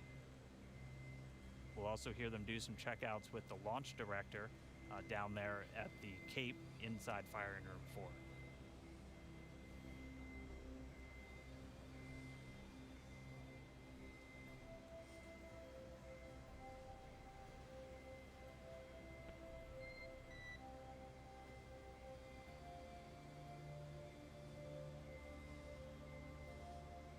And you'll be hearing those very characteristic beeps. SpaceX Dragon, weak but readable. Copy. We have you the same. Stand by. We're still configuring for ground station contract. Dragon copy.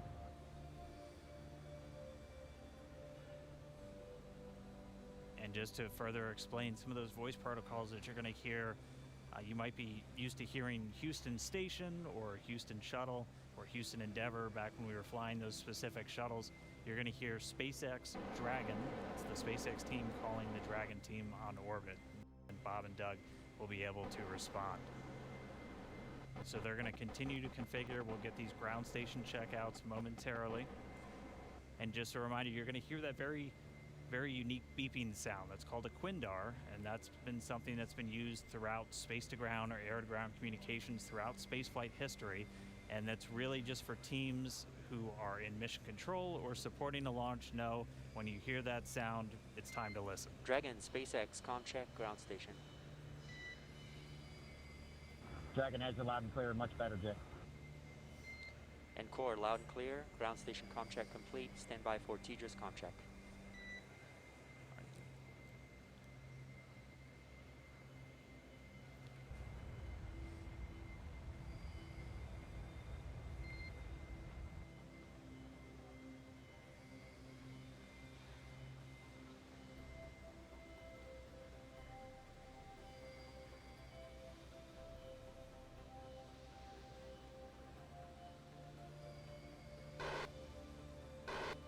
Dragon, SpaceX, check, TDRS.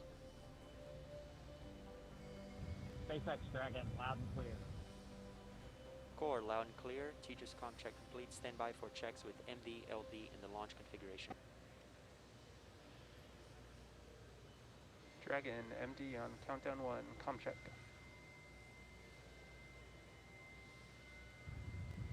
Jason, we've got you loud and clear. How you doing? Doing great. How you guys doing in there? Stand by for checks. Great day to launch a spaceship. Agree. And stand by for checks over Dragon to ground. Dragon, MD on Dragon to ground, check. Loud and clear. MD, loud and clear. Stand by for checks with LD. Dragon, launch director on countdown 1, check. Mike, we've got you loud and clear. Good afternoon. Good afternoon, gentlemen. Let me try on Dragon to ground 1. Dragon, SpaceX launch director on Dragon to ground 1, check. Loud and clear. Have you the same. Dragon, SpaceX, launch configuration checks are complete. Report when ready for seat rotation for section 2 of 4.100.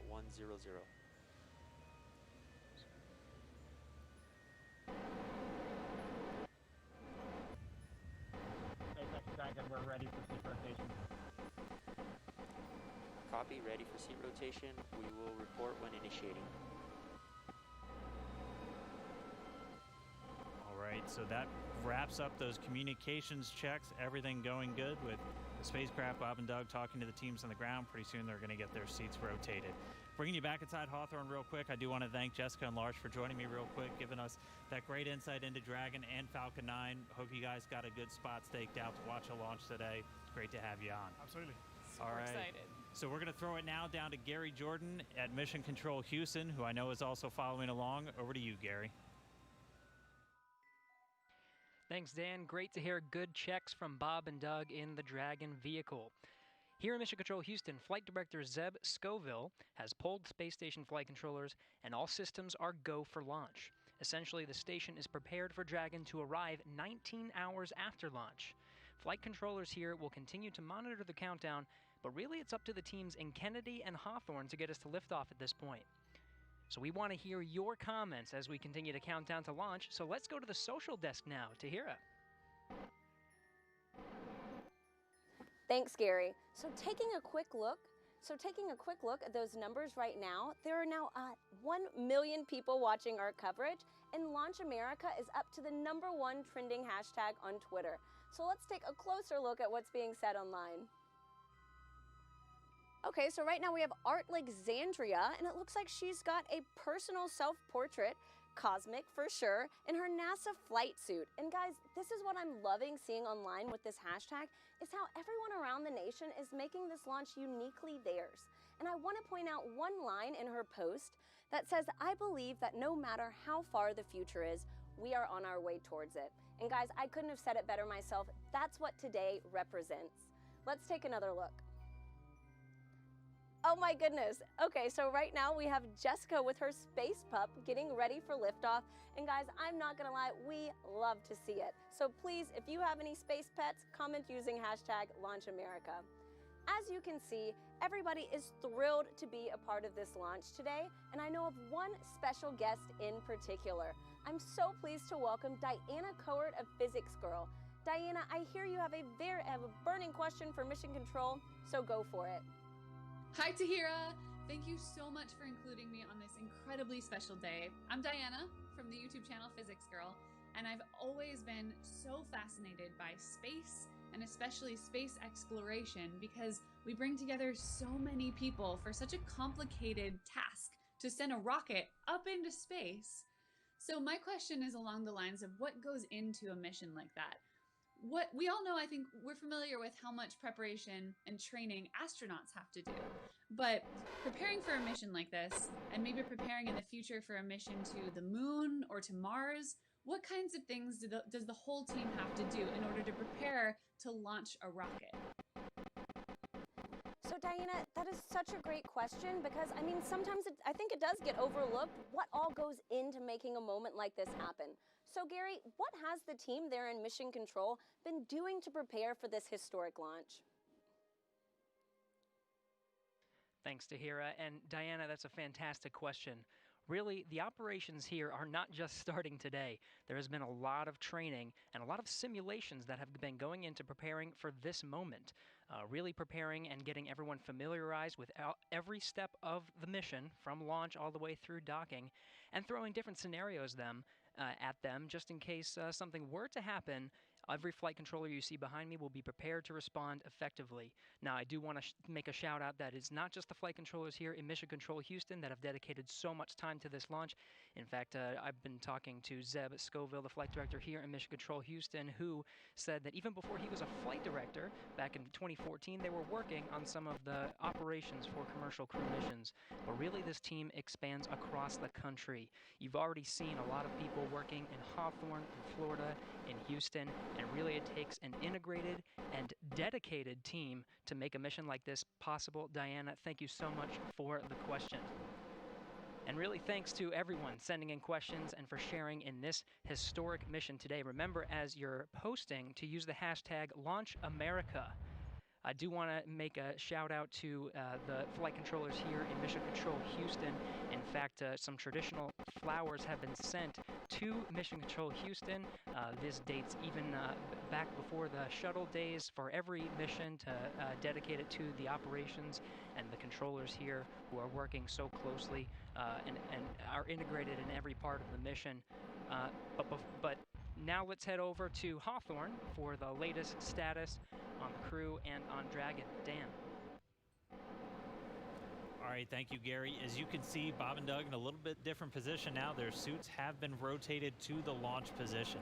So this just puts their backs a little bit more horizontal with the ground itself, or parallel with the ground itself, and places those displays directly in front of them. We've also already moved into suit leak checks, so this is the second time they've had these leak checks done in their suit.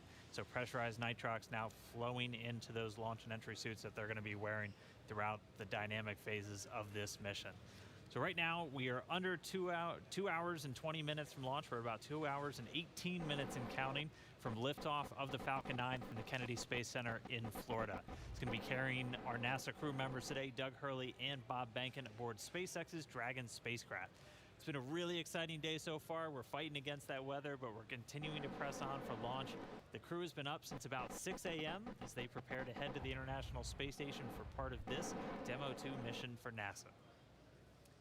Yeah, and as you can see on your screen, it looks like they're just waiting and getting ready for this mission today. It's been such an exciting day so far. Again, as Dan said, their seats are rotated into launch position so that they can see those screens that you see there on the left side right in front of them. Their suit leak checks have been complete. Their comm checks are complete. So let's throw it over to Lauren and KSC. All right, so Dragon hatch close is expected at T-1 hour and 55 minutes, and we are just pretty close to that. It's getting really, really close. So this is one of the final key visual milestones on that timeline to lift off, the closure of that hatch and locking Bob and Doug inside. Now, we have a couple of special guests joining us with Daryl at the OSB-2 viewing location. That's NASA Administrator Jim Bridenstine and SpaceX Chief Engineer Elon Musk. Daryl? That's right, Lauren. We're here on the 5th floor. We were supposed to be outside on the balcony overlooking pad 39A, but we have come indoors due to the weather. But we are here with two titans of space, and though it might look like this is a reunion of a 90s boy band, it is not. We are socially distanced for good reason, but we are here to talk about space, and I want to thank you both and tell you both it's a privilege and honor to be with you today. We're going to start off with you, Jim, and ask you a couple questions here. I want to ask you, first of all, it's been almost 3 years that you were sworn in as NASA Administrator, and you knew from the very first day that you would be right here at the Kennedy Space Center in this moment when a commercial partner was ready to launch. Tell me what it's like to be leading NASA at this very moment. So I want to be clear. I did not know that when I got sworn in. I will tell you, a lot of folks said it couldn't be done. But of course, as soon as I got the job, Elon and I have had a number of conversations. Elon committed that this was something that SpaceX could achieve. We've had challenges, we've had setbacks. We've seen catastrophic losses of capsules and challenges with parachutes. What's that? On the ground, uncrewed. I want to be really clear. Tests. But that's what's unique about SpaceX. SpaceX can do things that NASA historically has not done. They test, they fail, they fix, they fly, they test, they fail, they fix, they fly, until the point where we are today, where not only is SpaceX comfortable, but NASA is comfortable. We are ready to go. But if you would have told me even 2 years ago we'd be right here, I might have even been questioning it then. But this is a monumental achievement. It's a Herculean task by the SpaceX team, which we're very grateful for, and also by the NASA team that has been working hand in glove with them to get to this point. And it's good we have Jim and Elon both here to fact check each other, so that's good.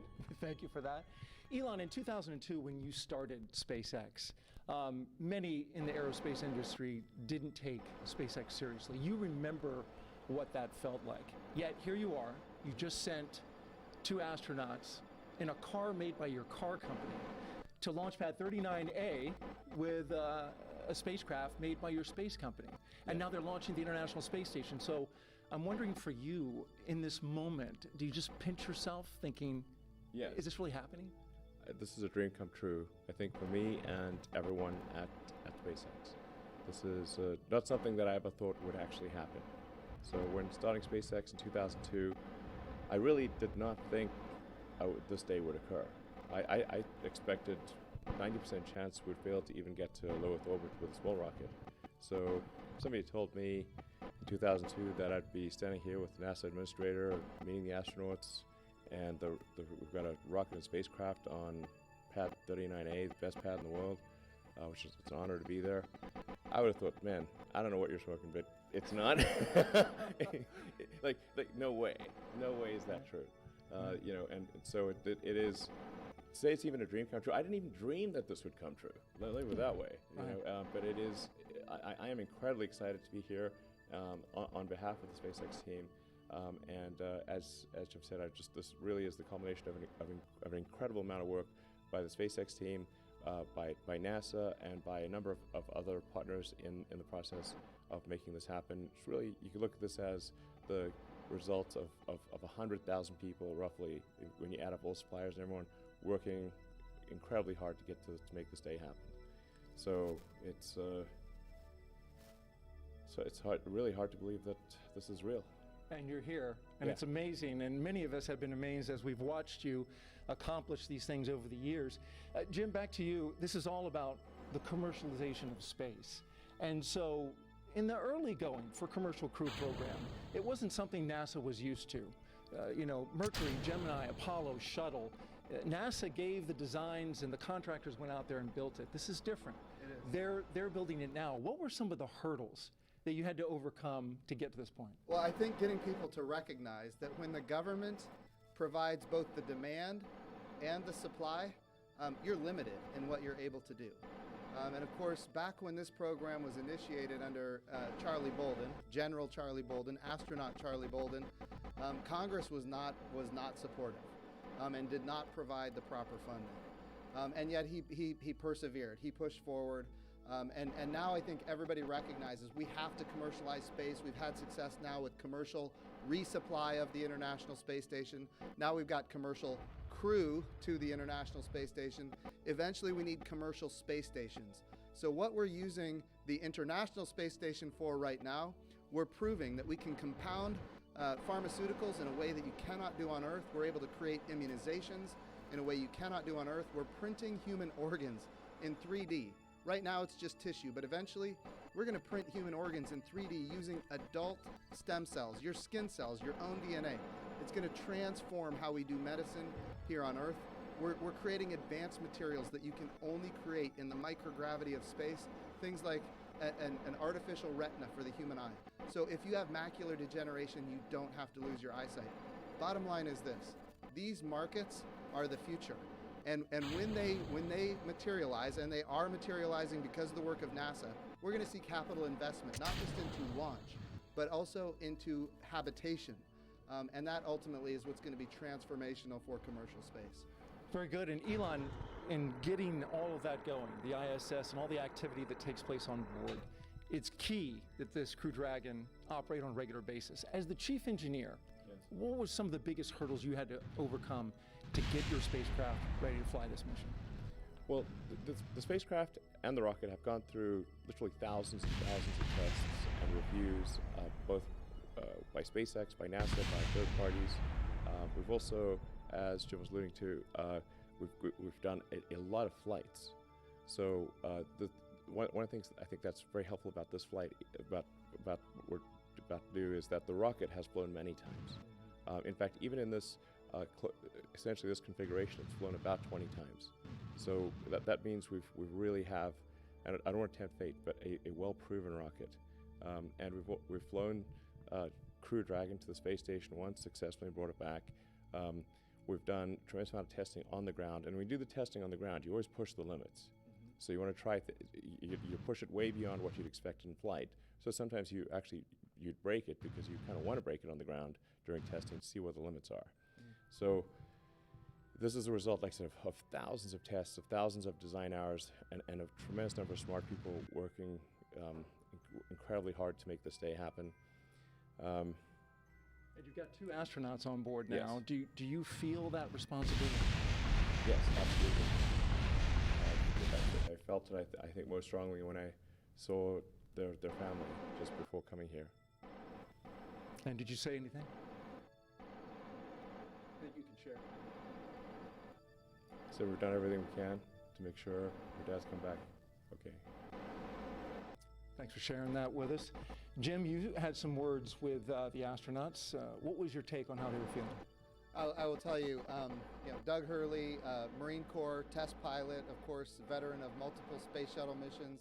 Bob Benkin, flight test engineer, United States Air Force, again, veteran of multiple space shuttle missions. This is not new to these guys. All I could do is convey to them how much all of America appreciates what they're doing, that the entire world is watching, and just how grateful we are as a nation. And I will tell you, their demeanor is loose. They are ready to go. They were joking around. They're talking about what they had for breakfast and how it might come up later. It was steak and eggs. Yeah, I saw that. Yeah. Right.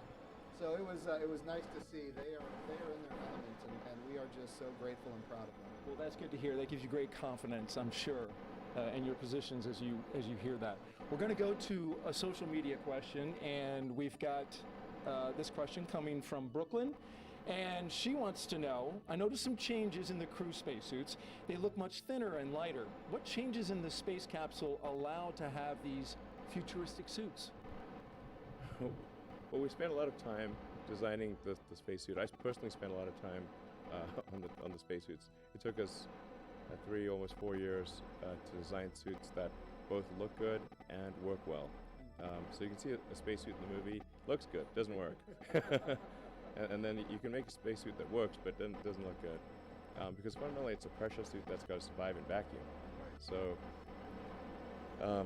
it tends to puff up, when it's under pressure, and it's got to handle all that pressure. So it took us many iterations to get the suit to. We really wanted to look great. Fundamentally, what it's about is like we want to inspire kids to say that one day they want to wear that uniform. They want to wear that spacesuit, and get them fired up about. Yeah, I want to be an astronaut. I want to work on aerospace engineering. I want to advance space flight. And I think what today is about is reigniting the dream of space, and getting people fired up about the future and excited. It's just one of those things that I think everyone, from all walks of life, from all parts of the political spectrum, in the United States and elsewhere, should be really excited that this is a thing that is made by humans for humans, and it's just a great, exciting, inspiring day, and it's one of those things that makes you glad to wake up in the morning. Yeah. Functional and inspiring. And there's one on a model right over there, and you got me so excited. I might run over there and put that thing on. Yeah. They're custom tailored, by the way. They are. So I think you won't fit in that one, but we could make one that you would fit in. Well, I appreciate you. I appreciate you saying that. Yeah, because I'm 6'8", so you're gonna have to do a lot of sewing. Well, and the Dragon spacecraft can take someone who's 6'8". My size. Yes. This commercial thing, I'm getting excited. Yes. Yeah. I'm ready to fly, Jim. Yeah. Sir. We've got another social media question we're going to ask. Ashton J wants to know, how do you think that launching astronauts on American soil for the first time since 2011 will revolutionize future missions? Yeah, so what we're doing here is unlike anything we've ever done before. We are not purchasing, owning, and operating the hardware. We are turning to commercial industry. And going back to the spacesuits, it's the same for the capsule, it's the same for the rocket. We did not tell industry what to build. We gave them top-level requirements. We said, here's the requirement for payload. Here's the requirement for safety. And then we let the innovators, commercial industry, American commercial industry, innovate. And they came up with solutions that had never been dreamed of before. And that's the success of this program. So we're really revolutionizing how we do spaceflight. And I really think when we look into the future, we're going to see these models of doing business with public-private partnerships apply not just to low Earth orbit, which is what we're doing today, but we're taking this model to the moon and even onto Mars. And I hear something about Tom Cruise shooting a movie up at the International Space Station. Is that right? I'll tell you what I told Elon just yesterday, and that is this. People ask me about Tom Cruise all the time now, and the answer is yes. We would love Tom Cruise to fly to the International Space Station and make a movie. I'm all for that, and we're going to do what we can to make that happen. But you should know this. There was a day when I was in elementary school and I saw the movie Top Gun. And from that day, I knew that I was going to be a Navy pilot. It's just the way it was. The goal here, and this is what we're doing today, and Elon is all about this. Get the kids fired up about wanting to wear that spacesuit, That's exactly wanting to fly that, go to orbit, go to the moon, go to Mars, reigniting the, like I said, reigniting the dream of space, and just getting, people of all walks of life, young, old, excited about the future. Excited. I think anyone who has within them the spirit of exploration should love what's going on today.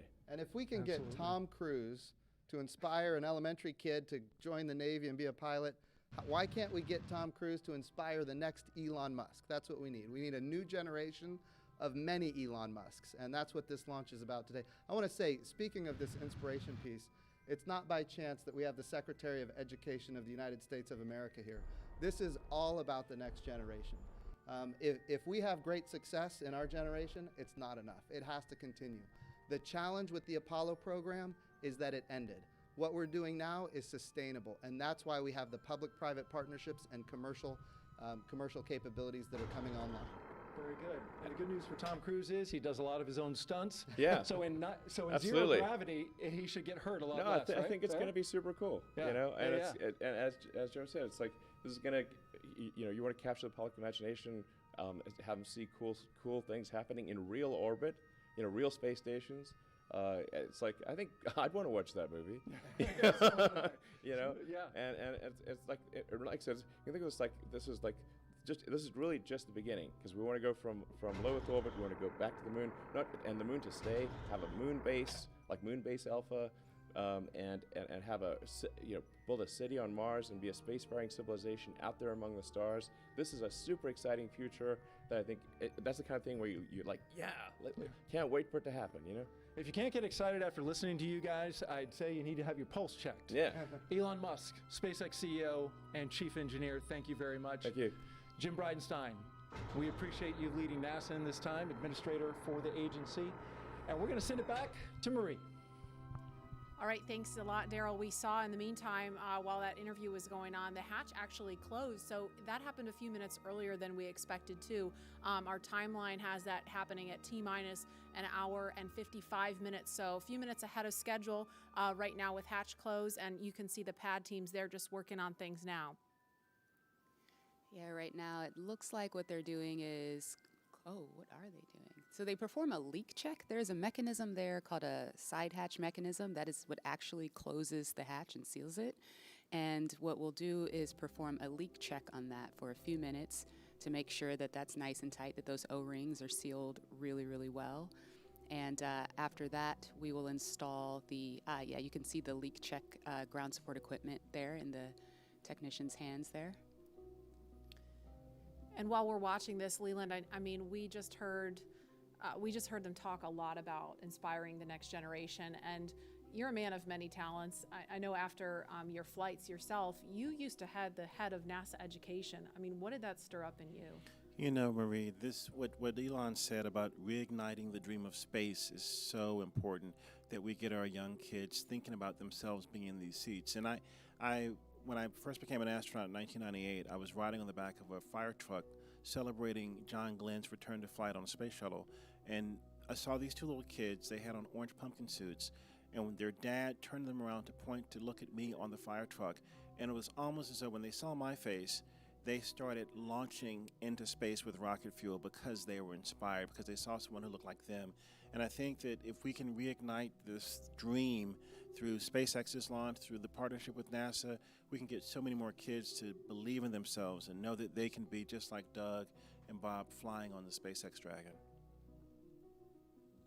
Absolutely. I mean, it's really just breathtaking to see them there in their suits now and looking at the screens in front of them. Lauren, I know we've talked a lot about the spacecraft. We've heard about that, but for folks that maybe are just tuning in, what are they looking at in front of them now? Yeah, so they have 3 different touch screens in front of them. Overall, that whole assembly there is called the control panel.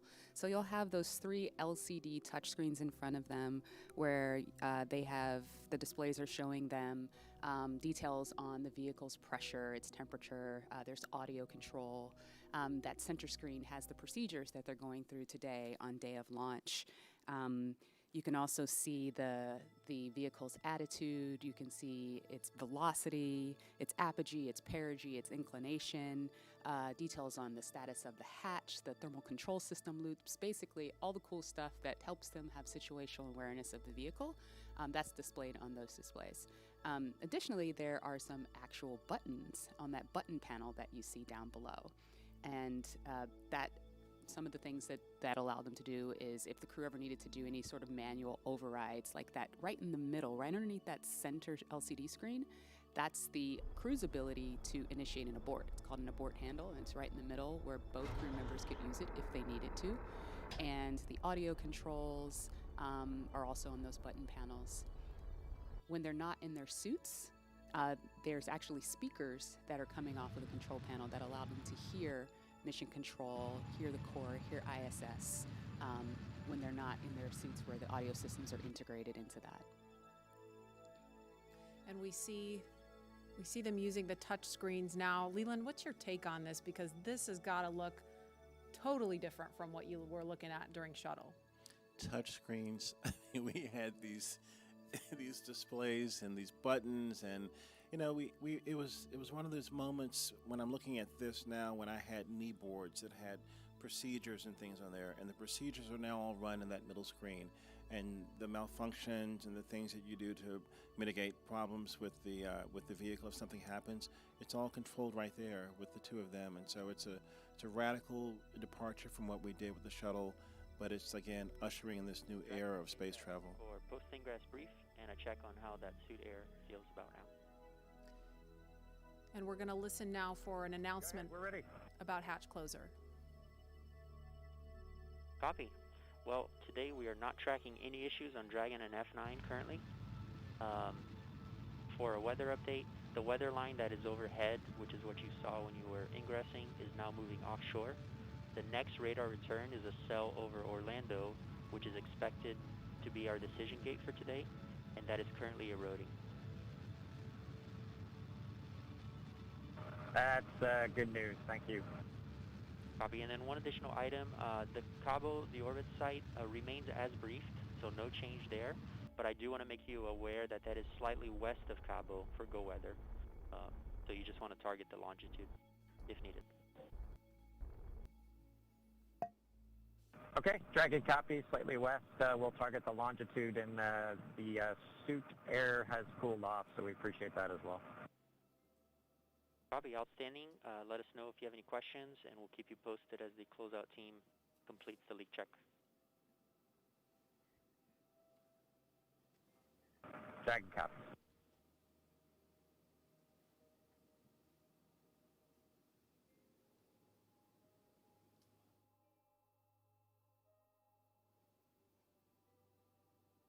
So what we actually heard was a little bit more discussion about the weather, still looking at things, and we're about a minute away from an announcement about hatch closure. Excuse me.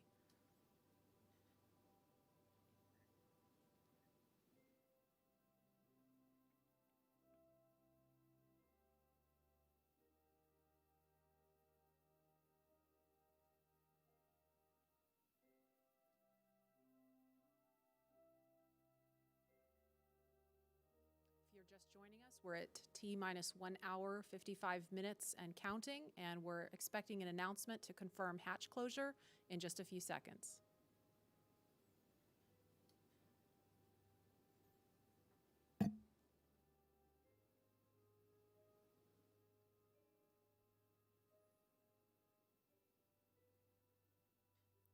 Dragon SpaceX for comm checks with Falcon 9. Go ahead. Okay, we are ready for that at that time, if you are ready. We are ready.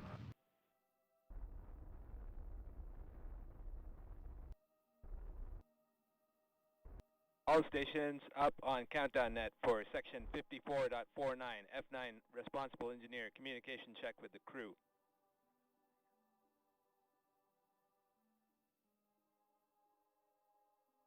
Start with guidance, navigation, and control. Dragon GNC on countdown 1, comm check. GNC Dragon, loud and clear. GNC loud and clear. Stand by for comm check by the propulsion engineer.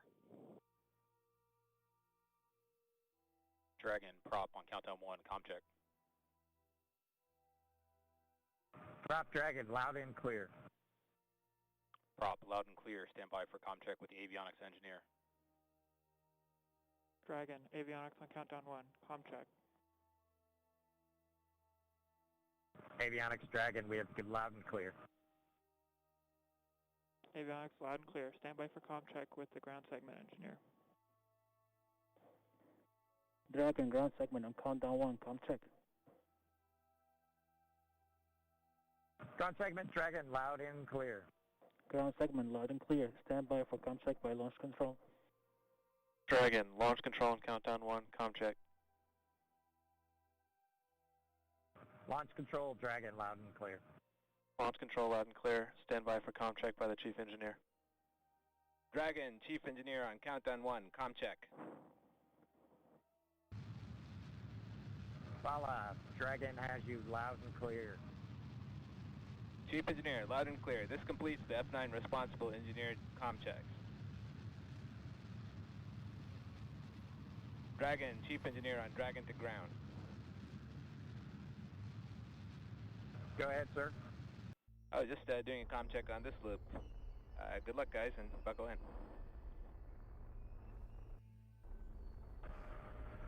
Thanks to you and the F9 team, Bala. We really appreciate it. Thank you. Thanks, Bala.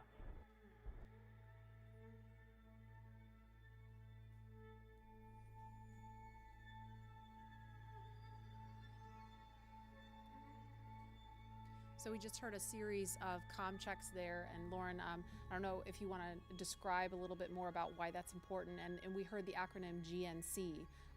They said guidance, navigation, and control really quickly, and then went back to the acronym GNC. Can you kind of explain to folks what that means? Yeah, the launch chief engineer, Bala, as you heard them thanking him towards the end, initiated a comm check with all of the different subsystems that those engineers that are on console and those operators today, and talking with the crew, making sure that they were able to communicate with them bidirectionally, and just handing that check off from all of the different stations on console today. That was really, really cool. We obviously don't do that when there's a satellite on top of the rocket, so this is the first time for a real flight that we've done that operation, which is very awesome.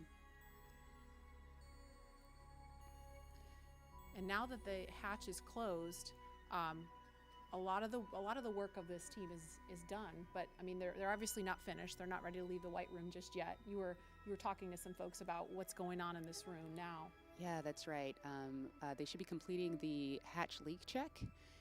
That's you sort of pressurize that area between. There's two O-rings that are there, and we want to pressurize that area, see if it holds pressure. It's a very, very sensitive test.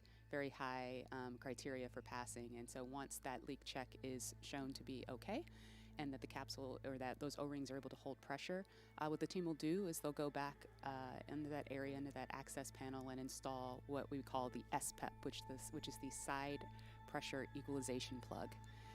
Once that is plugged, you've really closed everything up, and when the crew splashes down, what they'll actually do is pull that plug to equalize pressure across the hatch so that you don't cause the hatch to buckle due to a pressure, the hatch or the capsule, the weldment, any of the vehicle to buckle due to a pressure differential. So they should be adding that plug, and then they'll cover up that side hatch access panel with the TPS panel or thermal protection system panel, close it up, and that'll make sure it stays safe on ascent. And now obviously we're looking at a view from the outside, the top of Falcon 9 and Crew Dragon. We can confirm a good side hatch leak check. Dragon copies, good leak check.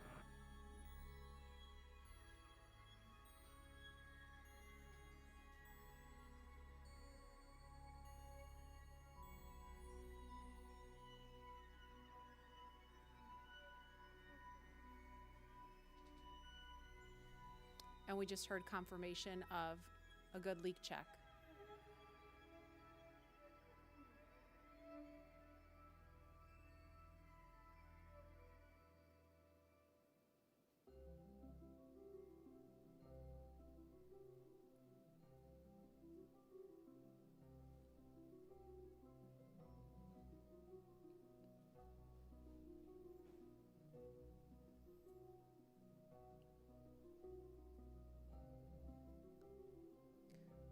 you're just joining us, you're looking at the Falcon 9 rocket with Crew Dragon sitting on top. Inside that capsule on top are NASA astronauts Bob Behnken and Doug Hurley. And we are inside of 2 hours until liftoff, if the weather holds up.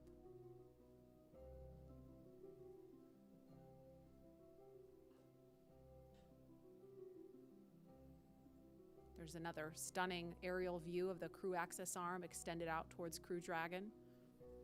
That is the final path that the astronauts took to climb aboard Dragon before they strapped into their seats and the hatch closed.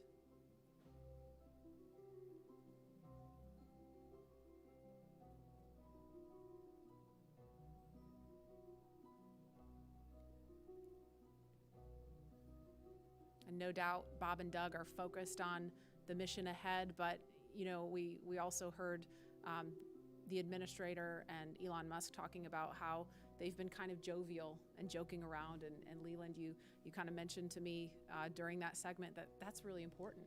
It really is, Marie. When we were in the vehicle, after we got to this point when the hatch was closed, we were all going back to those moments of our training, when we were going through, ascent and entry training on the shuttle and just different phases of flight that we would be going through.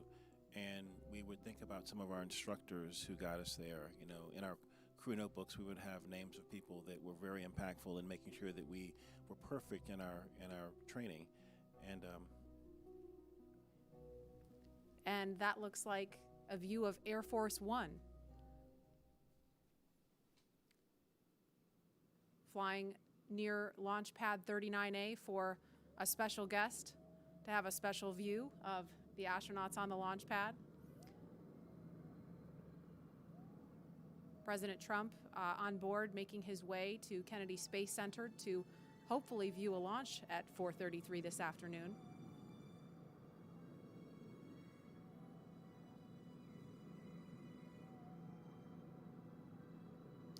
And there they are in view of the launch pad, so no doubt he's looking at the window, looking out the window at Bob and Doug on the pad. That's got to be an amazing sight to see from on board Air Force One.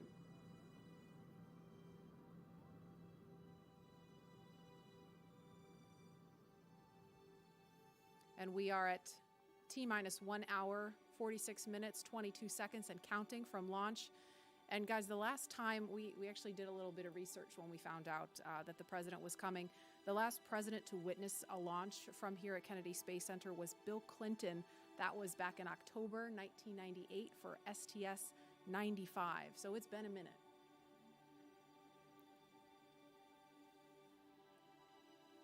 Okay, and we are about 56 seconds away from the, oh no we're not, we have an hour and 56 seconds away, never mind. Instead, we are 1 hour and 45 minutes away from launch, and Tahira, you are there with the social teams.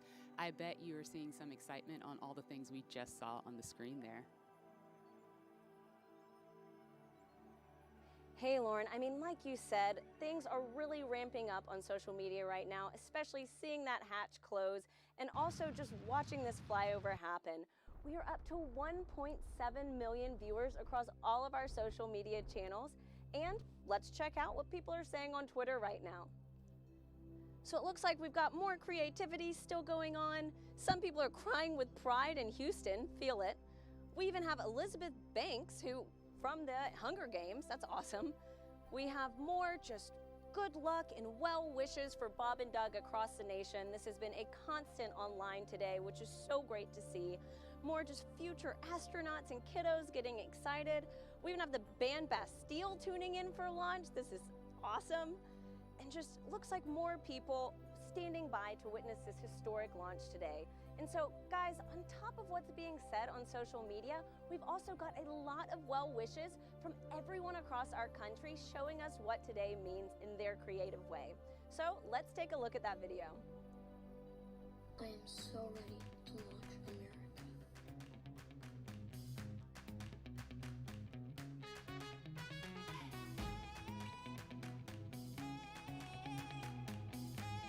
Hi, I'm Audrey Clark, and I built this baking soda rocket, and I'm gonna launch it.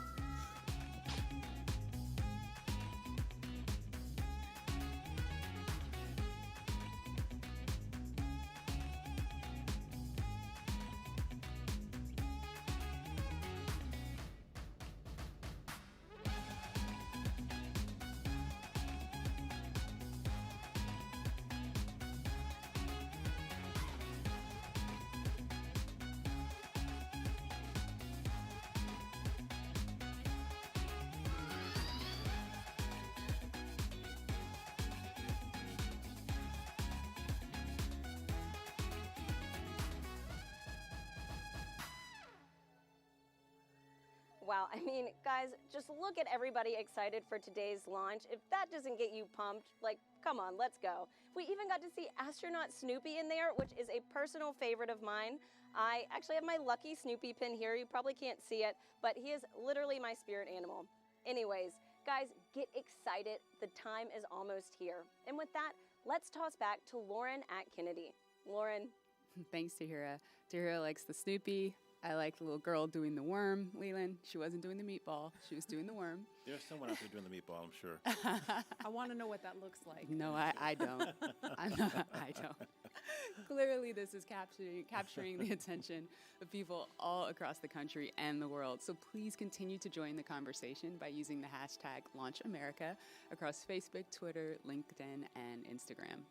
And we've had the opportunity to share with you a lot about the SpaceX Crew Dragon vehicle the crew is sitting in right now, a lot about the crew themselves and the significance of today as the official return of human launch capability to American shores. And now we want to turn our attention to where the crew is going, the International Space Station. And for that, let's take you to Mission Control in Houston. Gary? Thank you, Marie. The International Space Station is an incredible facility whose construction, operation, and ongoing science, all these efforts have been made possible by an unprecedented international collaboration. So to tell us more about the space station, we have International Space Station Chief Scientist Kurt Costello with us. Kurt, welcome. Gary, thank you. It's an amazing day to be here to talk to you about this historic launch to the ISS. It really is. Now, many viewers may not realize that there is a laboratory that's the size of a football field, 250 miles above the Earth, and that it's been there for nearly 20 years conducting revolutionary science. Can you share with us more about what the space station is and what it's accomplished so far? Sure, Gary. Over those 20 years, we've conducted over 3,100 experiments on board this space station. Those 3,100 experiments have been done by over 4,100 investigators and represent the work of over 108 regions and countries. The work going on the space station is not only there to help us with our exploration goals for how to go further into space, but also to bring back benefits for Earth and to produce a commercial marketplace in low Earth orbit. All three of these objectives, along with the international cooperation that it took to build such an amazing laboratory in space, are great examples of the objectives of the ISS program. Kurt, we know that today's mission is critical to providing us with a steady cadence of operational flights. But why is it so important for us to have this capability from a research perspective? That's a great question. Today's test flight brings us to the beginning of the commercial crew program. A commercial crew program which will raise our occupancy on the U.S. segment of the space station to 4 astronauts. And that 4th astronaut comes as a real premium to doing research on the space station. The tasks don't get particularly more intensive to do systems and maintenance, so that 4th astronaut, that time becomes dedicated to performing more science. In fact, enough time that it will essentially double the amount of crew time we have to perform experiments on board station. The return to U.S. soil also brings us the ability to return samples more quickly and get human samples back down to the ground more quickly as well. Kurt, you're talking about all this great research, you're talking about scientific experiments, but what would you say to someone who's watching this and thinking, this isn't relevant to me, I'm never going to space, I don't do science? What do you say to those people? Well, again, one of the focuses is on the ISS benefits for humanity. And for all of us who've been stuck at home during the COVID-19 pandemic, we've been wondering, wouldn't it be nice to have more bandwidth? Why does the internet slow down? Some of the research we're doing on board Space Station, particularly into Z-band optical fiber, is using the fact that we don't have sedimentation in a microgravity environment to develop new materials that'll help us build more perfect fiber optic cables, which will allow us for better bandwidth and lower cost in implementing networks here on Earth. And then if you're not really a tech geek, maybe your interests lie more in human health. And then we have multiple experiments going on to help us develop new drugs, new treatments on board the ISS. Pharmaceutical companies are working on methods that allow us to crystallize proteins in space in a more purified and more standardized method. And this could lead to monoclonal antibody suspensions that we can treat through injection instead of a painful infusion. We also are developing studies into our capability to produce tissues and organs in space.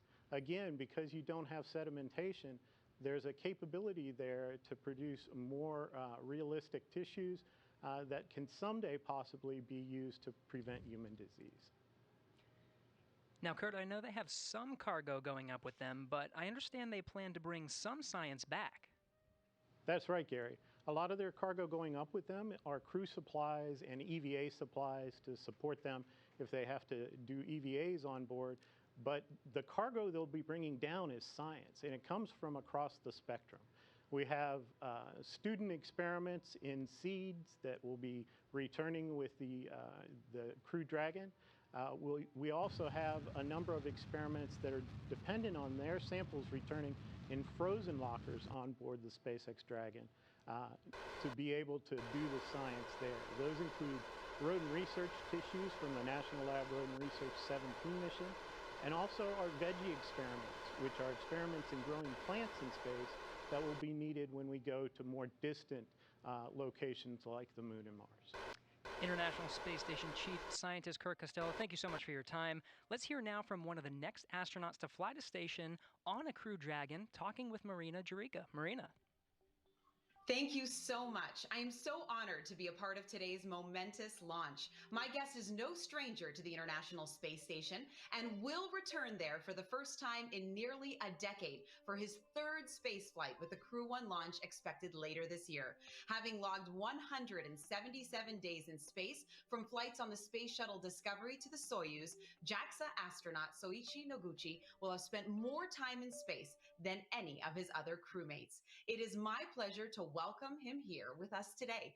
Thank you so much for joining us, Soichi. Honjitsu wa arigato gozaimasu. Wow, that's wonderful. Marina, how are you doing? Thanks for having me today. This is wonderful. Today we are celebrating the launch, so I'm happy to be here. Thank you so much for being here with us. I am sure you have felt the excitement for today's launch, Soichi, and you will be on the next Crew Dragon flight after this one. Are you excited to launch from Kennedy Space Center again, and how are you preparing for this new vehicle? Yes, definitely we are excited to go back to Kennedy Space Center. My first space flight was from Kennedy Space Center on the Space Shuttle Discovery.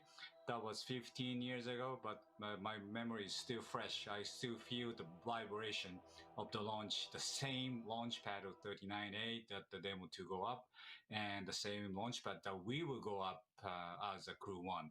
And our crew is getting ready for the final training phase, which will come in the coming weeks. And the mood is really high, and we are ready to go up. And as you know, the International Space Station and space exploration is an international effort.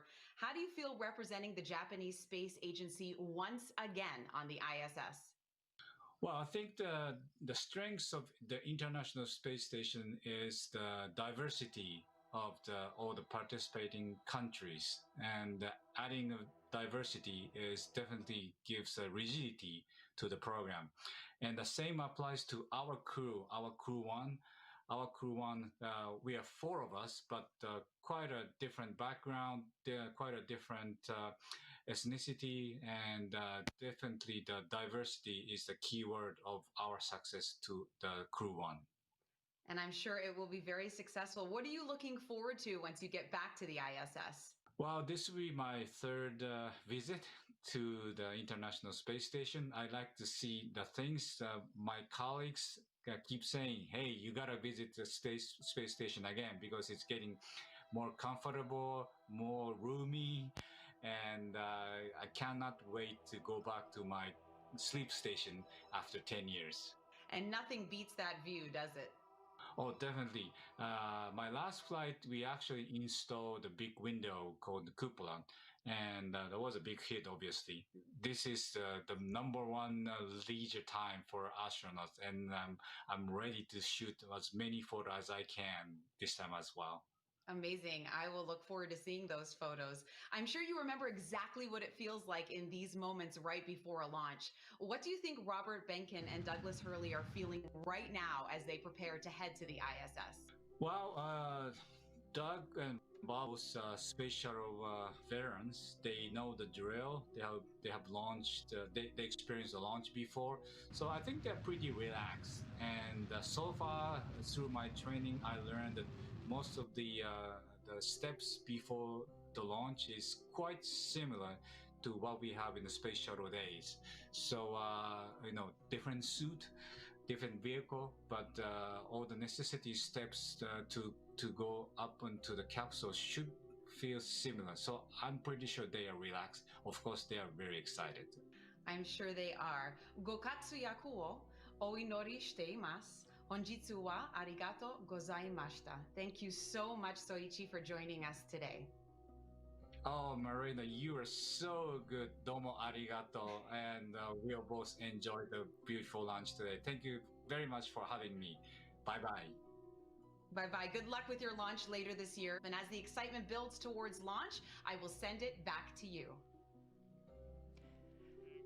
Thank you, Marina. I now have the distinct pleasure of being joined by one of NASA's record-setting astronauts and a recent resident aboard the International Space Station, Christina Cook. Christina, thanks for joining us. Great to be with you, Dan. Christina, we're coming up on 20 years of continuous human presence on the space station, and you were one of those humans. What's it like to see a new milestone like this launch unfold after so much history already? So much history indeed. It is really just such a testament to NASA. Not only are we pushing the boundaries of knowledge and discovery and exploration, but we're pushing the boundaries on how we accomplish that mission. We're bringing in commercial partners, we're fostering a space economy, so we're making sure that we're always pushing forward, always taking that next step. I think it's such a privilege to be part of an organization that recognizes if we're not actually making steps and innovating every single time we do this, then we're not truly answering humanity's call to explore and to push those boundaries. Christina, I know Bob and Doug are veterans themselves, but what advice do you have for Bob and Doug, given your experience as a long-duration station crew member? Well, being able to live on board the International Space Station and work there is just such a privilege. You know, you're a steward of this amazing laboratory that's bringing so many benefits down to Earth and also learning how we can push farther into the universe. So it is quite an honor, and I think that's the main thing about how it feels to be up there for a long duration. You know, in terms of advice, Bob and Doug have been great mentors for me. They've given me advice for so many years. It's strange to be the one who could be in a position to offer them anything. But I would say that as, you know, shuttle flyers, they used to participate in missions that were really, really intense, go, go, go all the time. Long duration space flight is more of a marathon than a sprint. So I would tell them to take that moment, enjoy it, and, you know, really welcome the opportunity to have part of your mission be taking it all in and sharing that with the people that got you there. Thanks again, Christina. Always a pleasure to hear from you and fantastic words. Thank you for sharing. Thank you, my pleasure. So once again, once Bob and Doug arrive at the station, they'll be greeted by astronaut Chris Cassidy. But before we do that, let's toss to a briefing.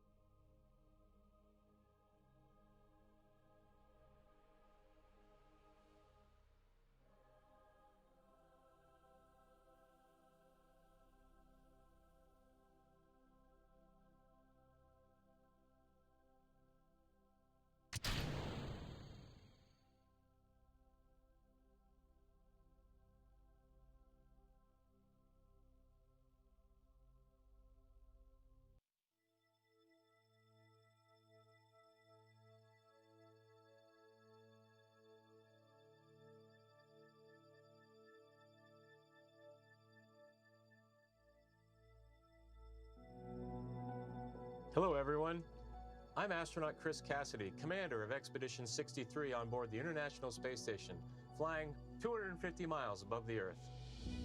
Like you, I'm excited about today's launch and the possibilities it will bring to America and to the world. But also, I'm very excited that two close friends will be arriving and joining the crew. I had the privilege of flying with Doug Hurley on both of our first shuttle missions back in 2009. Together, we came to the International Space Station and helped construct the amazing facility that it is today. Although this will be my first mission with Bob, it was my honor to follow him as the chief of the office when he left back in 2015 to begin training for this amazing mission. Personally, I've been very fortunate to fly in two different spacecraft. Launching from America on the shuttle, and most recently launching from Kazakhstan in the Soyuz. But I can't tell you how exciting it is to know that we're once again launching Americans from the coast of Florida. And finally, here's a story I'd like to share with you. Back in 1981, John Young and Bob Crippen launched on Space Shuttle Columbia, the very first space shuttle flight, marking the last time we flew Americans on a brand new vehicle. Roger. With them, they flew an American flag, representing America's technical prowess. Roger roll, Atlantis. 30 years later, that same flag was flown to the International Space Station. This flag remains here today, waiting for Bob and Doug.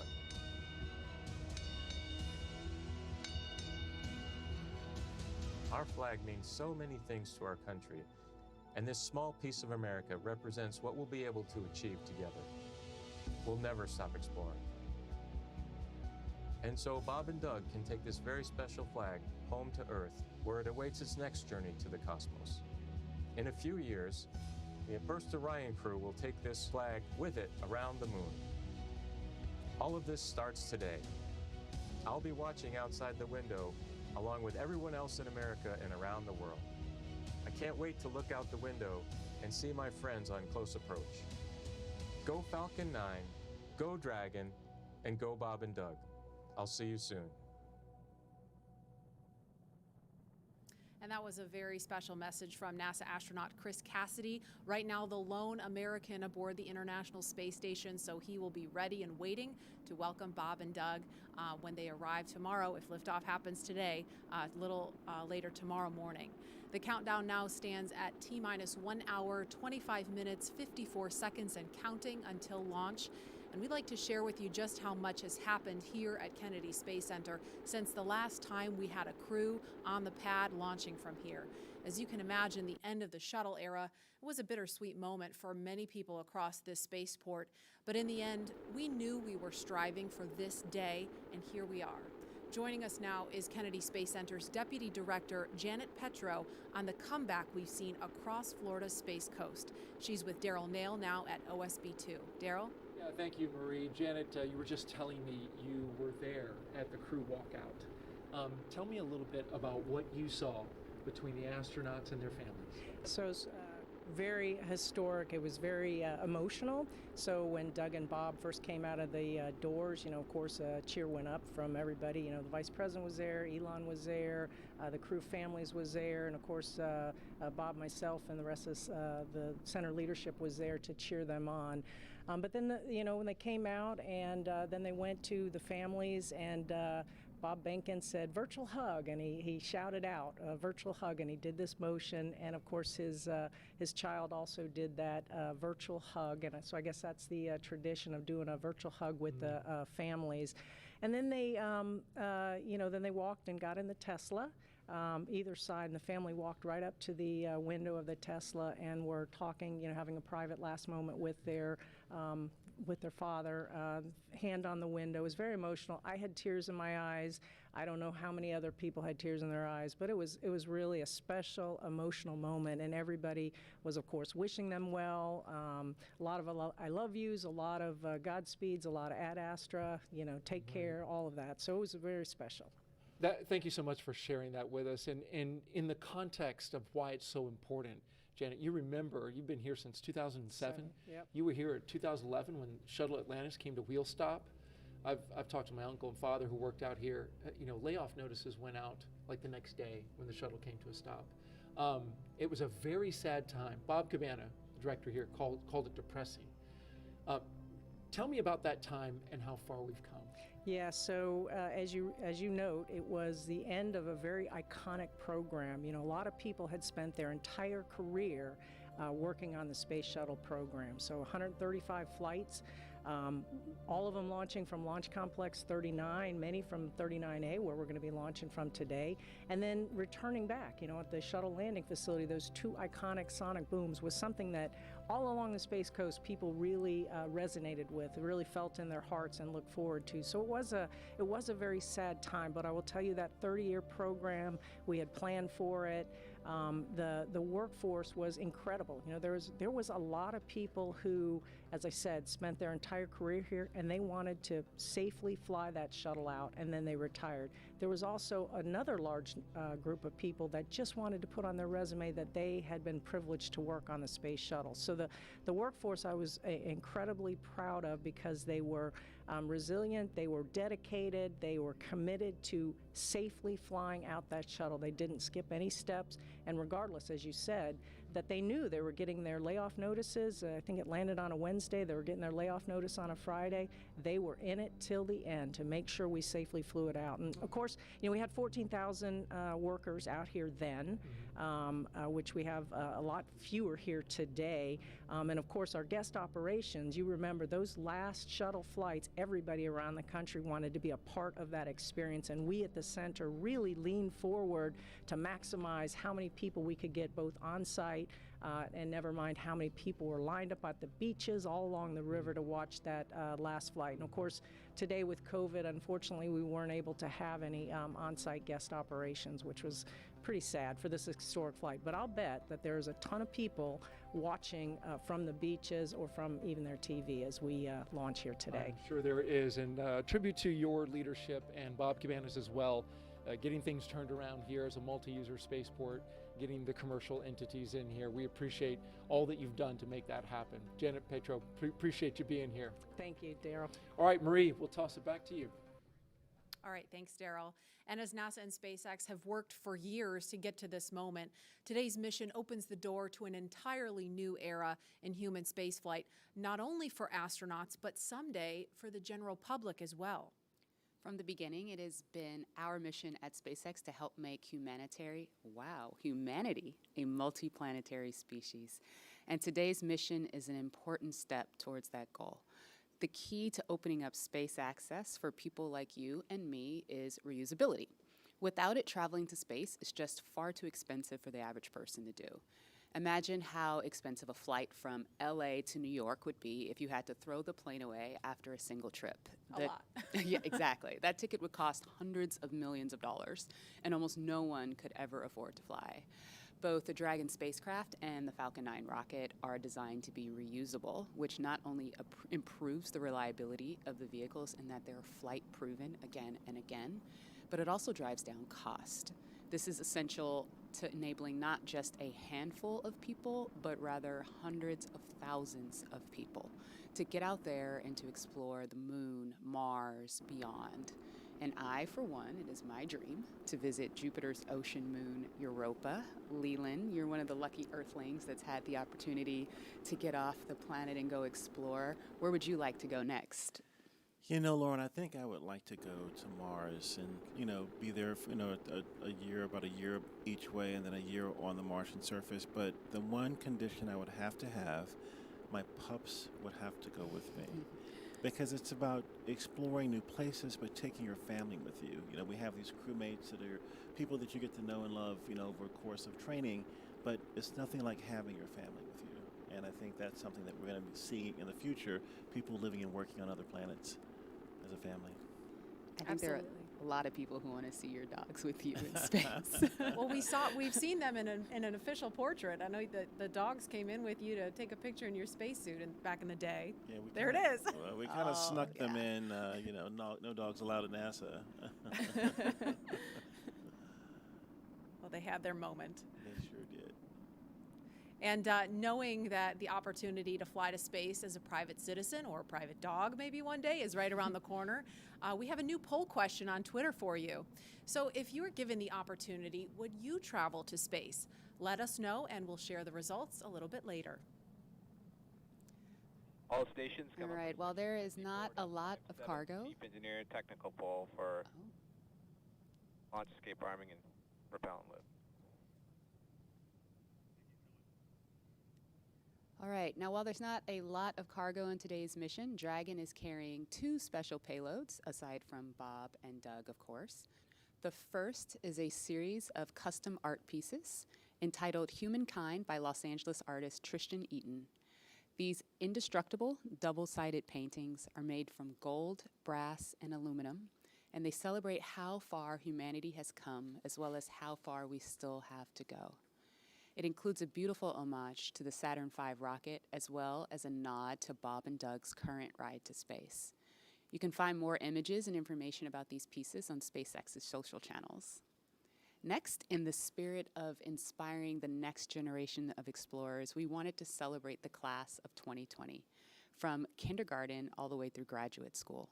SpaceX and NASA invited students from around the world to submit their photo to fly on America's first human spaceflight in nearly a decade. Each graduate's photo was used to create a mosaic image of the planet Earth, which we printed and is being flown aboard Bob and Doug's flight on the Crew Dragon spacecraft. We received nearly 100,000 photos. So thank you and congratulations to all the world's graduates. I am so proud of what we're doing today, and I think about regular people flying in space on a SpaceX rocket one day. When I first went to space, I thought my primary task of installing the Columbus laboratory would be my aha moment, but it was when Peggy Whitson invited us over to the Russian segment to have a meal. She said, "You guys bring the rehydrated vegetables, we'll have the meat." And we're doing this, having this meal, and it's with African American, Asian American, French, German, Russian, the first female commander breaking bread at 17,500 miles an hour, going around the planet every 90 minutes. And when I think of that perspective shift that I got looking out the window, flying over my hometown, flying over Leo's hometown in Paris, flying over Yuri's hometown in Russia, it brought us all together as a civilization. And I think that's what spaceflight does for us. The more people that have the opportunity to go to space will feel like it's an international family of people working together for the good of humanity and all humankind. Absolutely, and it's exactly what that piece of art was all about. Yeah. And following today's mission, we will be one step closer to a future where we can all have that experience. We can all have that orbital perspective and the ability to explore new worlds. In just over an hour from now, Bob and Doug will be the first people to launch on an American vehicle in almost a decade. For the team at SpaceX, it's really hard to put into words how honored we feel about the trust that Bob, Doug, and NASA have put into our team to carry out this critical mission. I worked on Crew Dragon for 2 years, and I can just imagine what all of my friends and colleagues are thinking right now as they sit in anticipation and excitement for what's to come. Absolutely. And speaking of those who have carried the hopes and dreams of science and exploration, we have a few shout outs to share with you from some big fans of NASA and SpaceX.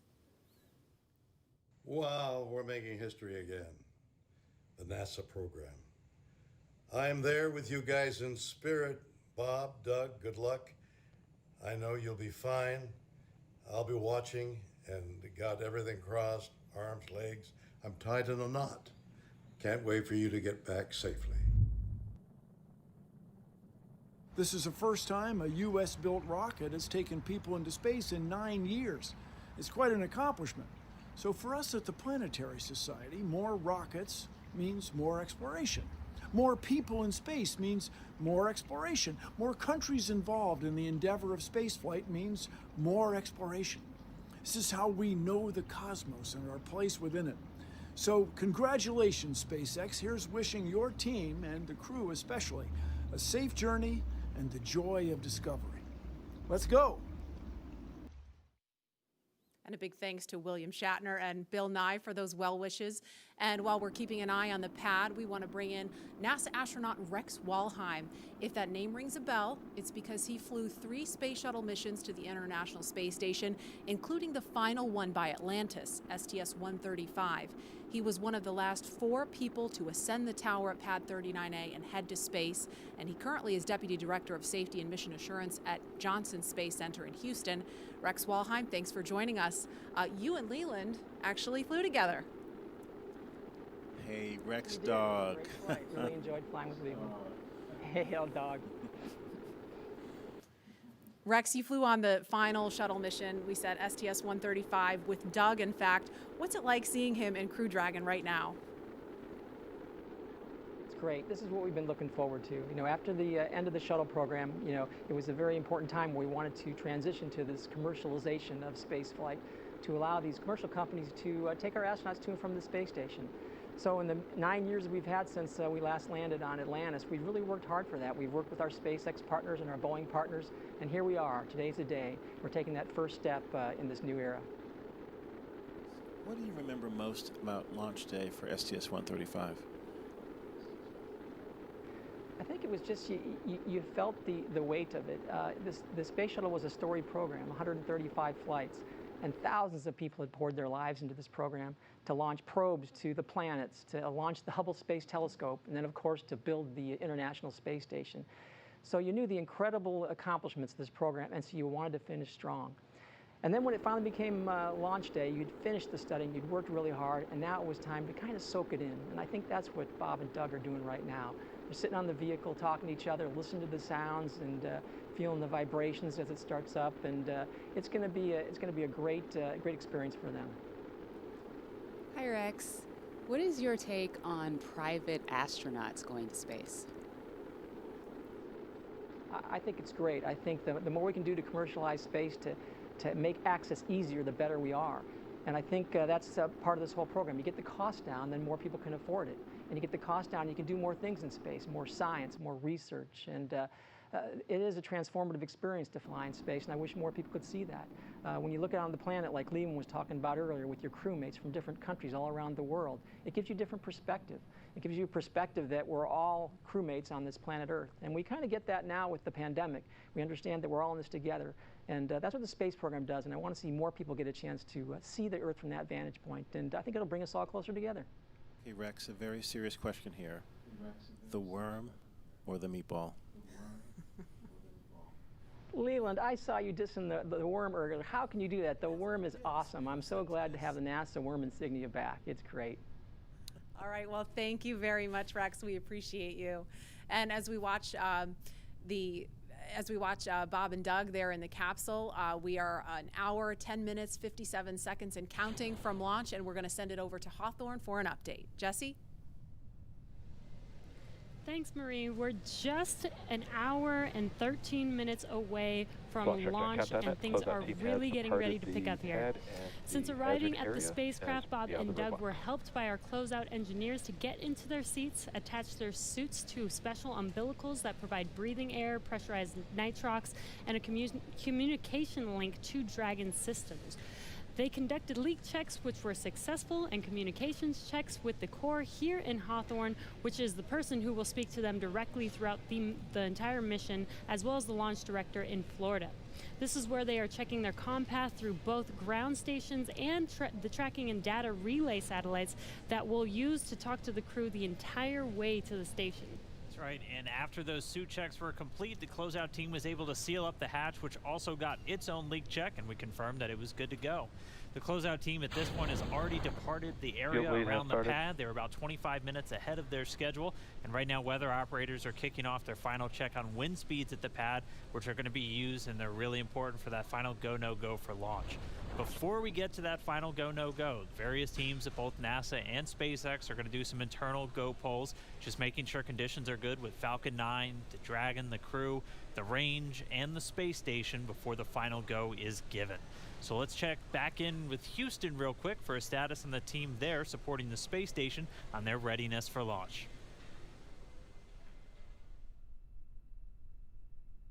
In Mission Control Houston, led by Flight Director Zeb Scoville, has been polled, and we're go for launch. All systems on board the station that are required to be healthy for the mission are reported good, and we're standing by. Station power and communication systems are looking healthy, life support systems and thermal conditions are normal, and the trajectory is right on track to ensure that Dragon's flight will meet right up with the orbiting complex as planned. Chris Cassidy aboard the International Space Station is finishing up some tasks, going into his pre-sleep period, and will be able to watch the launch of Bob and Doug. Mission Control Houston will largely be in a monitor mode for the first 18 hours of the flight, with the team here really jumping into the mix tomorrow when Dragon gets in range of the International Space Station and we begin integrated operations. So I'll send it back. Everything's green on our board from the International Space Station. Go Falcon 9, go Dragon, and Godspeed to Bob and Doug. All right, thank you, Gary. If you are just now joining us, you picked a really good time, because we are 1 hour, 8 minutes and counting away from launch. And this is our coverage for this mission known as Demonstration Mission 2, or Demo 2. Liftoff time still holding for 4:33 p.m. Eastern, tracking no issues with Falcon 9 or Dragon, and we're still waiting for that weather to hopefully cooperate. We're still tracking a few things like precipitation and flight through clouds. We're hoping that clears within the next 20 minutes or so. Over the last 3 hours, our crew members, Doug Hurley and Bob Behnken, donned their SpaceX suits in the historic crew quarters suit-up room and made their way out to Launch Pad 39A. They walked out of the crew quarters building just as every astronaut to fly from this spaceport has done since Apollo 7. They were transported to the pad where the crew now on board the Crew Dragon spacecraft, and we're continuing to get views of them inside that cabin live. Today is a historic launch. It will be the first time a commercially built spacecraft will launch people into orbit, and the first time since the U.S. has sent people to the space station from American soil since 2011 with the retirement of the Space Shuttle program. Over the next hour, we will conduct a series of polls to get ready for launch, have Bob and Doug arm the launch escape system, and begin fueling Falcon 9. Launch is set for 4:33 p.m. Eastern. This will include a 12-minute flight to orbit and then a 19-hour flight to dock with the International Space Station at 11:30 a.m. Eastern Time tomorrow. Today's mission is the culmination of years of work between the teams at SpaceX and at NASA. Demo 2 is going to be an end-to-end flight test. We're going to start with launch today, go all the way to docking with the space station, and then when Bob and Doug come home, splashing down in the Atlantic. And this is going to be the final test for NASA to certify SpaceX for regular crew flights to the space station. And we've been hearing a little from the crew on board Dragon, which they are currently strapped into their seats, as you can see on your right screen. They're already through their seats, or they've already been strapped into their seats, and through communications and leak checks, they're able to follow all the milestones still ahead on those displays just above them that you can see there. Go ahead. Yeah, we're gonna equalize the pressures in the common manifolds just to raise them a little bit. So we will be momentarily cycling the tank isolation valves. I just wanted to let you know for awareness.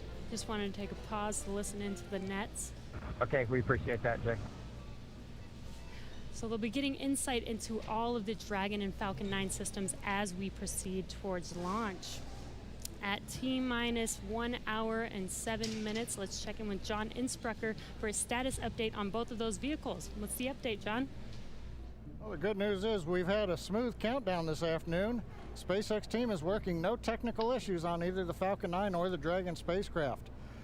For the Falcon 9, operators have they're actually still in work. They're going to complete in a few minutes propulsion checkouts that are being done on both the first and second stages. The team will be assessing their launch readiness with a final go, no-go poll. That'll come at T-minus 45 minutes, and that'll be followed by propellant loading starting at T-minus 35 minutes. Now, earlier today, Dragon operators performed a series of checkouts of Dragon's flight systems. The spacecraft is also currently go for launch. Our NASA crew, astronauts Doug Hurley and Bob Behnken, that you can see inside the Dragon capsule on the right-hand side of the display, they are currently going through the various screens, simple checks. Their hatch is closed, suit leak checks are complete, comm checks are good. The next major event for Dragon is going to be retract of the crew access arm that you can see on the left monitor up alongside the Dragon capsule. That's going to happen somewhere between 45 and 42 minutes before liftoff. Now, the big one right now is the range. The range is currently red for launch from historic Pad 39A. Now, the air in the sea space is clear, and the worldwide network of ground stations, as well as the tracking and data relay satellites, they are ready to support Dragon as it heads into orbit. But the range is red for the weather. We recently did clear, we went green for lightning, but we are still violating several constraints: rain, cumulus crowds, field mills, which is essentially you can tell that the atmosphere is energized around the launch site. We are expecting that we'll possibly clear that. We're going to hear a weather briefing at 1 hour with the expectation that those conditions may clear shortly afterwards and allow us to move into propellant loading. Also, we've been releasing balloons. What we're seeing at the upper altitudes is conditions look good for Falcon 9 with Dragon. No concerns have been expressed by the GNC guidance team right now. Now, as a reminder, today we have an instantaneous launch window at 4:33:35 Eastern Daylight Saving Time, or just past 33 minutes after the upcoming hour. So we get one chance at it today. But currently, T-minus 1 hour and 3 minutes, just passing that. Falcon 9, Dragon, are go. The range is ready to support, but now we're waiting on the weather as we've been expecting all afternoon. Thanks, John. We've got an extensive history now of flying Falcon 9 from the Florida coast, and just last year completed a test run of the mission that we're less than an hour from beginning here today. The purpose of that mission was to demonstrate Dragon's capability to safely and reliably fly to and from the International Space Station. The success of Demo 1 was a really exciting moment, and it paved the way for today's mission, where we are just moments away, hopefully if we get that weather, from flying U.S. astronauts from U.S. soil for the first time since 2011. Dragon and Falcon 9 together have years of operational experience, or what we refer to as flight heritage. As I mentioned earlier, SpaceX has successfully completed 21 flights of Dragon to and from orbit since 2010, including 20 trips to the International Space Station. Not only have we conducted thousands of hours of testing, we've also enhanced and added a number of safety features to Dragon. Much of what was learned with the Cargo Dragon was leveraged in the design of this vehicle. Valve cycling is complete, expected behavior, and wanted to hear if you were able to hear those. We actually did, Jay. We were just making a comment about that and heard some clicking, and Bob watched it on the systems display, so absolutely. Copy all. And that again right there, that's the crew talking to the core here in Hawthorne, California, who's going to be talking to them throughout their ascent uphill today. So they were just doing a quick checkout. Bob and Doug confirmed they were able to hear it. Sounds like everything's still good, so still no issues with Falcon or Dragon. Back to what we were talking through as we're describing these systems, a lot of what SpaceX did with Cargo Dragon has been leveraged into this Crew Dragon. The vehicle is designed to be fully autonomous, which means it can basically fly itself, but it also features a full manual override capability if the crew needs to take control in case of emergency. Many of the other enhancements help towards SpaceX's goal of reusability and less refurbishment time between missions. So let's take a closer look at some of these advancements. Standing at almost 27 feet tall from bottom of the trunk to top of the nose cone, Crew Dragon's composed of two main elements. We have the capsule up top, which is designed to hold the crew and any pressurized cargo, and then an unpressurized section known as the trunk on the bottom. And the nose cone at the top of the capsule protects the docking system as well as the guidance navigation control system, or what we call GNC. The nose cone opens for docking and remains attached to the Crew Dragon spacecraft, unlike the previous version of Dragon, and that helps towards our reusability Dragon efforts. SpaceX, we are at T-minus 1 hour. You are go for section 6. When ready, we report go for launch. SpaceX Dragon will put section 6 in work. So the crew just has a couple checks, Copy. and when they are ready for launch, we're going to hear them report to the core that they are go for launch. Continuing to walk you through the Dragon spacecraft, opposite of that nose cone is the trunk. We can see it on the left-hand screen there, where it's kind of split right down the middle, with the left side black and the right side white. The trunk provides an attachment point to Falcon 9, the Dragon capsule, and can carry any cargo uphill. On the outside, one half of the trunk contains a radiator that rejects heat from the active thermal control system into space using SpaceX's new Pika tiling technology. The other half contains solar cells that are used to charge the spacecraft's batteries during flight. SpaceX Dragon, Bob and I are go for launch. And you heard that call out right Copy, there. go for launch. Next up will be the go no go pull at T-minus 45.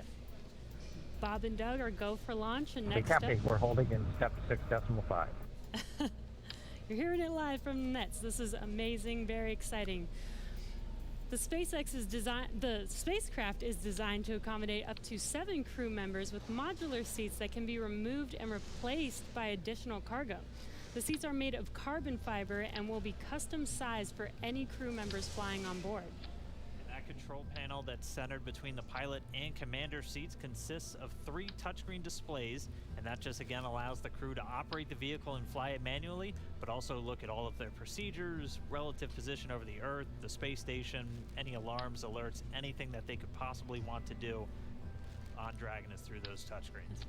And lastly, our Super Draco launch escape system is a key safety feature of Crew Dragon, giving the crew the ability to safely escape from the time of launch all the way to orbit. And that launch escape system was put into work a little bit earlier this year, again on that in-flight abort test.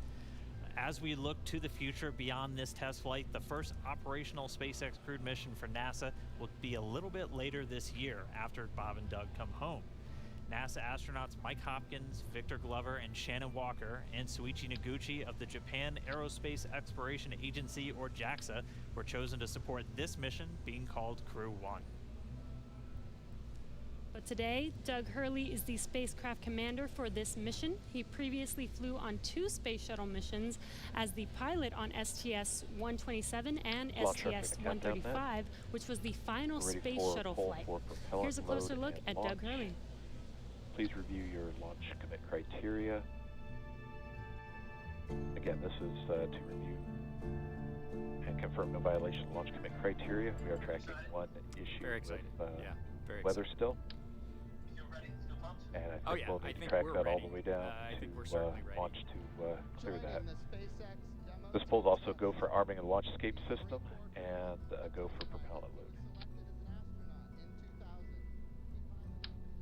And this is the on Countdown Net reporting that technical pull was completed. All systems are proceeding. We're monitoring the weather as LD briefed. We're also looking at a watch item on a hydraulics QD rod ring. Ring pressure will come up at -8 minutes 30 seconds, and we'll be able to verify decay rate. No concerns at this time. Everything's reading nominal, but watching that item. No other constraints on Falcon 9 or ground systems.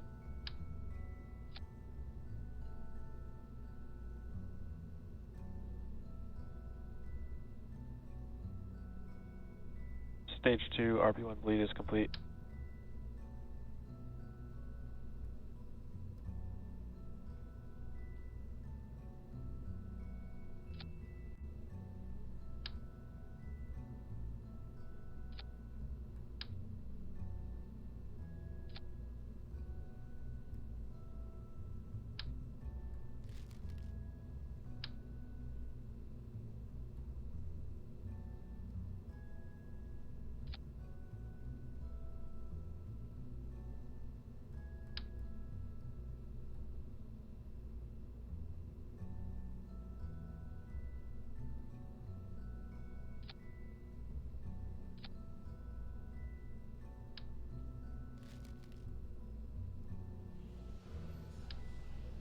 All right, we just crossed the 55-minute mark away from launch. Sitting right next to Doug Hurley, who's closest to your screen, is NASA astronaut Bob Behnken.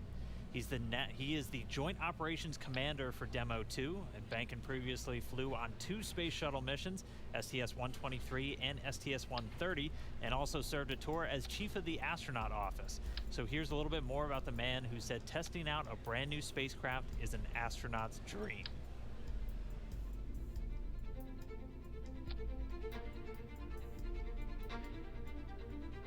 When you go through the launch day preparations, there's a lot of moments that kind of stand out to you. One is the kind of the celebratory piece of it, which is that you're walking out of the suit up room and getting in the vehicle that's going to take you to the launch pad. When you close the hatch that's really when Doug and I are in the vehicle, and it's our vehicle, and we're really in control of the mission at that point.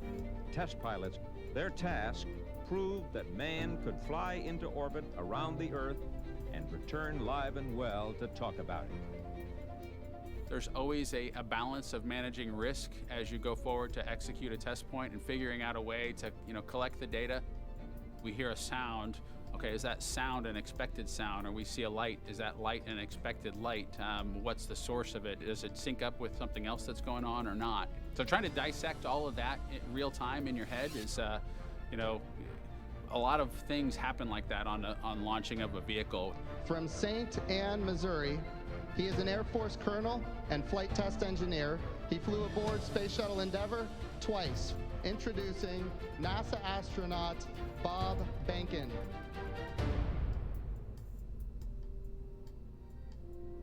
My career at NASA has kind of spanned a couple of decades at this point. I arrived with the class of 2000, went through the training program, primarily focused on the Space Shuttle and the International Space Station, learning those systems. Having launched a couple times on vehicles, the second time was definitely different than the first time.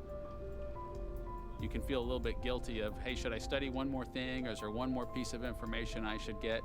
Am I really prepared or not? So that's definitely different between where I was on my first flight and where I'm at right now. It's been really interesting, I think, for both my wife and I to have gone through the process of seeing each other launch in space. I've seen her take that risk and had it be in front of her, and I've done that to her. And there's just something different about watching a rocket launch when there are people on board. You feel a little bit differently about the pit of your stomach, and I can only tell you it's multiplied significantly when it's somebody that you know, and then somebody, of course, that's a family member. It's even multiplied more.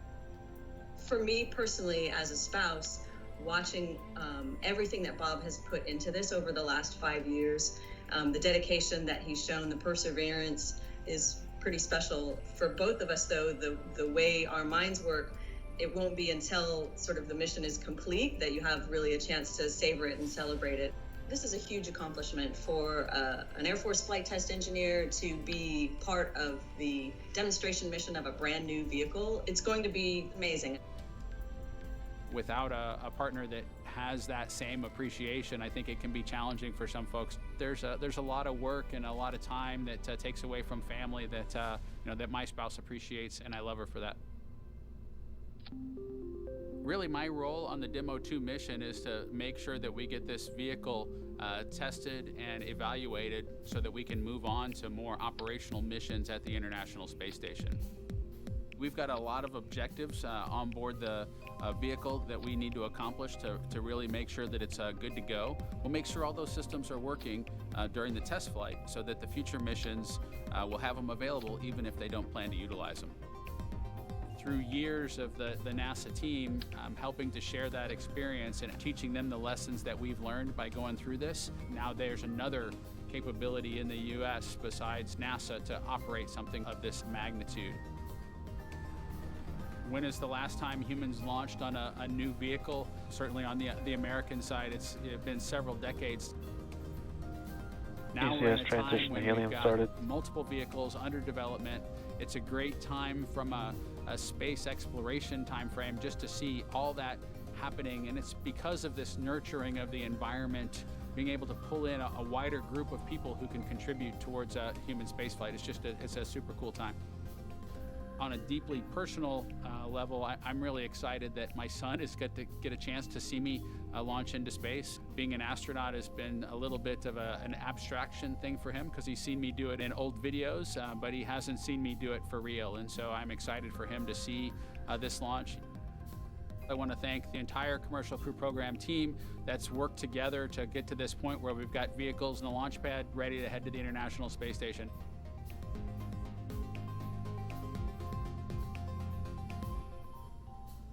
We're just over 49.5 minutes away from launch of the Falcon 9 carrying Dragon to the space station. Right now, the launch director and the launch team are preparing for a readiness for launch poll. In this poll, the 13 members of the launch team will electronically indicate a go for launch. This is also the go for propellant load. Now, we're going to hear that in a couple of minutes, so while we wait, We are tracking you watching from all over the country. We're seeing large numbers of you logging on or tuning in from coast to coast, as well as around the world. We want to know, is this your first time watching a launch live? If not, how many have you seen before? Tell us using the hashtag LaunchAmerica from your favorite social media website.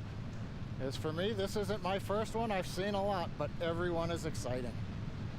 Now coming up, we're going to go into a readiness poll, as I mentioned. Currently right now on other nets, the SpaceX launch director is checking to verify the Dragon team is ready and that the NASA launch management team is ready. They'll come back at about T-minus 47 minutes with instructions to the SpaceX Falcon 9 team to make their final assessments. Then they log into the procedure. It's a little different than the old days where you would hear a go, go, go, you know, position by position, all up and down the row. In this electronic age, everybody just clicks on whether they're go or no go. The launch director will then at T-minus 45 minutes summarize the end of the poll and will then provide instructions for the team. At the same time, we will begin getting ready for the crew access arm retraction, and we'll show you that on one of the screens that we've got up.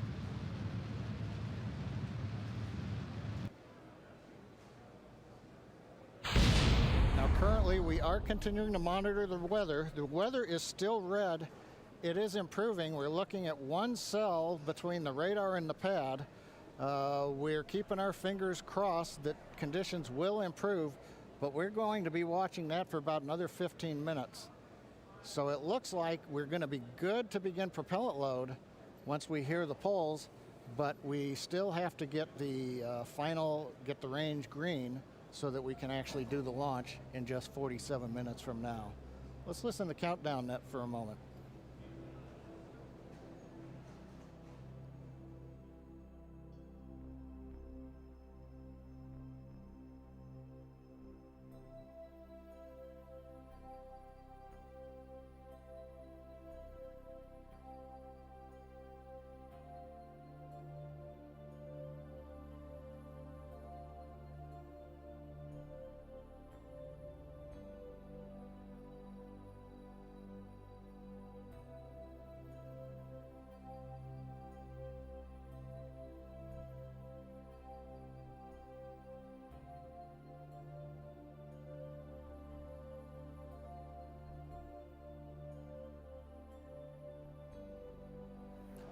Right now, coming up on 46 minutes, 10 seconds before launch.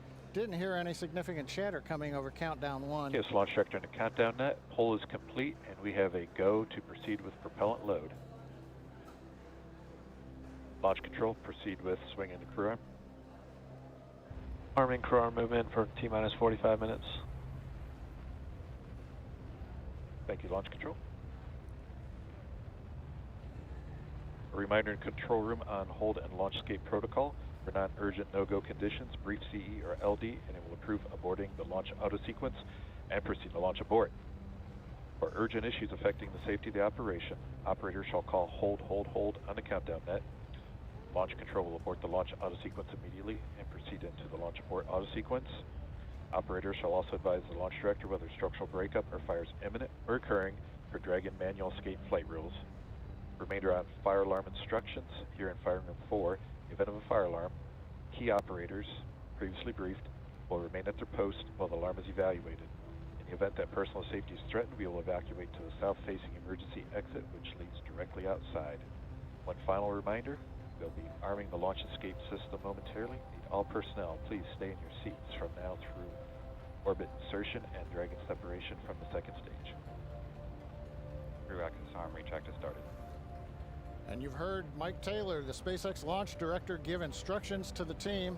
We've also just heard the call. The crew access arm retraction is underway. Great view from the camera inside the White Room as we see the arm moving away from the Dragon capsule, one of the major events necessary to get down to T0. The next one coming up will be arming of the escape system on the Dragon capsule.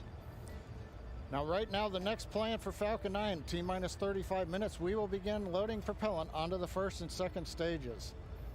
Now, currently, Falcon 9's looking good, Dragon's looking good, The range continues to be go for launch in terms of the clearance around the launch pad, both the air and the sea space. Looking at the flight corridor, the ground stations, the NASA tracking and data relay satellites are ready to support, and we just continue to monitor the weather.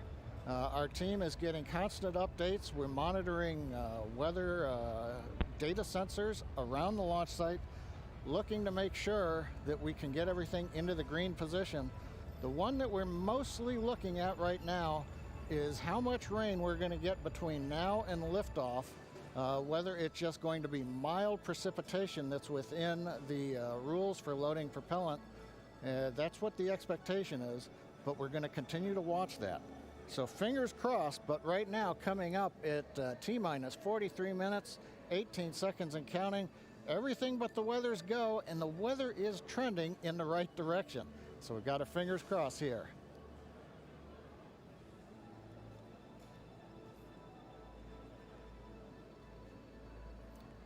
At this time, we're going to send it back over to Kennedy Space Center as the action is picking up on the launch pad. Thanks, John I. Now that countdown clock is continuing to tick, and we are 42 minutes and 46 seconds away from launch. As you just saw, the crew arm retracted. That is the last major visual milestone before liftoff. And we should be hearing out on the net soon confirmation that the launch escape system is armed.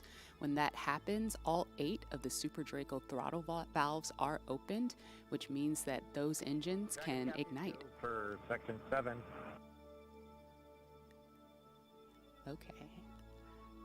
So that means those 8 throttle valves are opened, and if those Super Dracos needed to fire in order for Dragon to escape off of the pad, they could.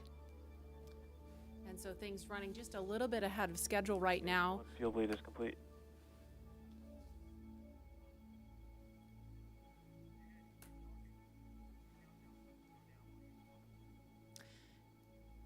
Now we just saw the crew access arm retract just a minute ago.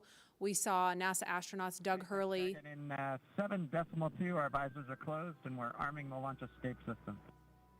So we just heard the astronauts confirm that they are about to arm the launch escape system.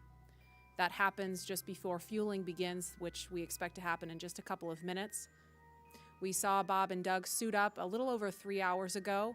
Then we watched them drive out to Launch Complex 39A. They were assisted by the SpaceX ground team with Crew Dragon ingress. That happened a little before 2 o'clock this afternoon. And then we saw the spacecraft hatch close. And again, just a minute ago, we saw the crew access arm retract. We just heard that the crew armed the launch escape system. And in just a few minutes, we are going to hear the call that they have started propellant loading.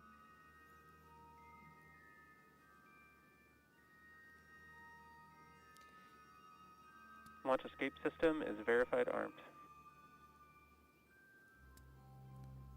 So we just heard that verification that the launch escape system is armed. Switching to Jan 2.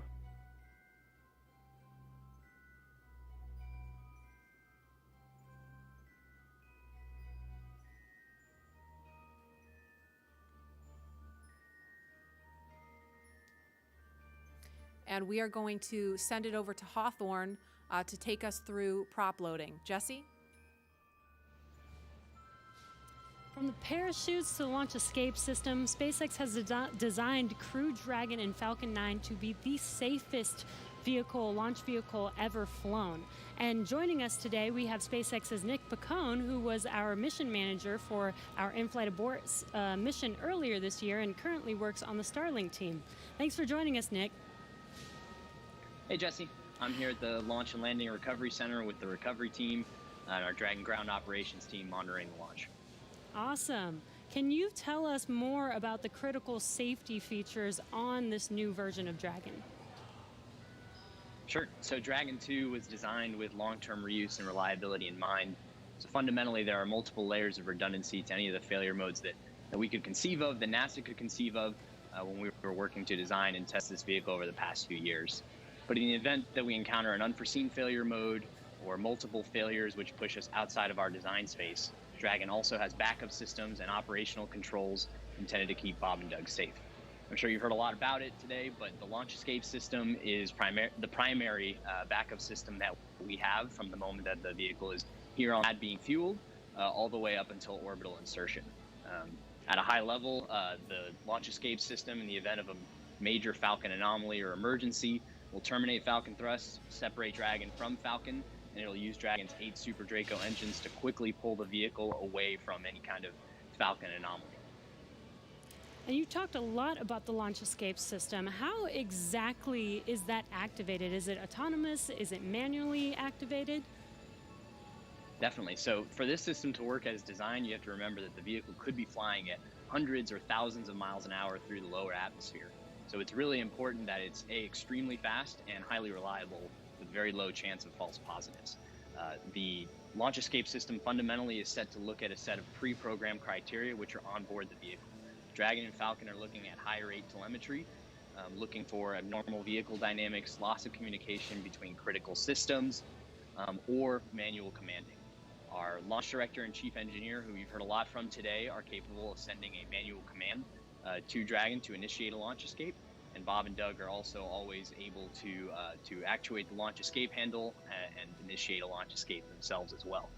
Now that the system is armed, all of this is currently active on the vehicle. Wow, it sounds like there's a lot that goes into it. And we did have an in-flight abort test earlier this year to test this out. Can you tell us what we learned from that test? Definitely. It was possibly the most flight-like test of an orbital class booster in history. It was a fully flight-like test using a full Falcon 9 rocket, which we had to knowingly destroy in order to get this fully integrated system. For folks who didn't get a chance to see it, the vehicle followed a normal crew launch trajectory about a minute and a half into flight. We had Dragon autonomously trigger the launch escape system based on a reconfiguration of those triggers I was just talking about. For propellant and load. thankfully we had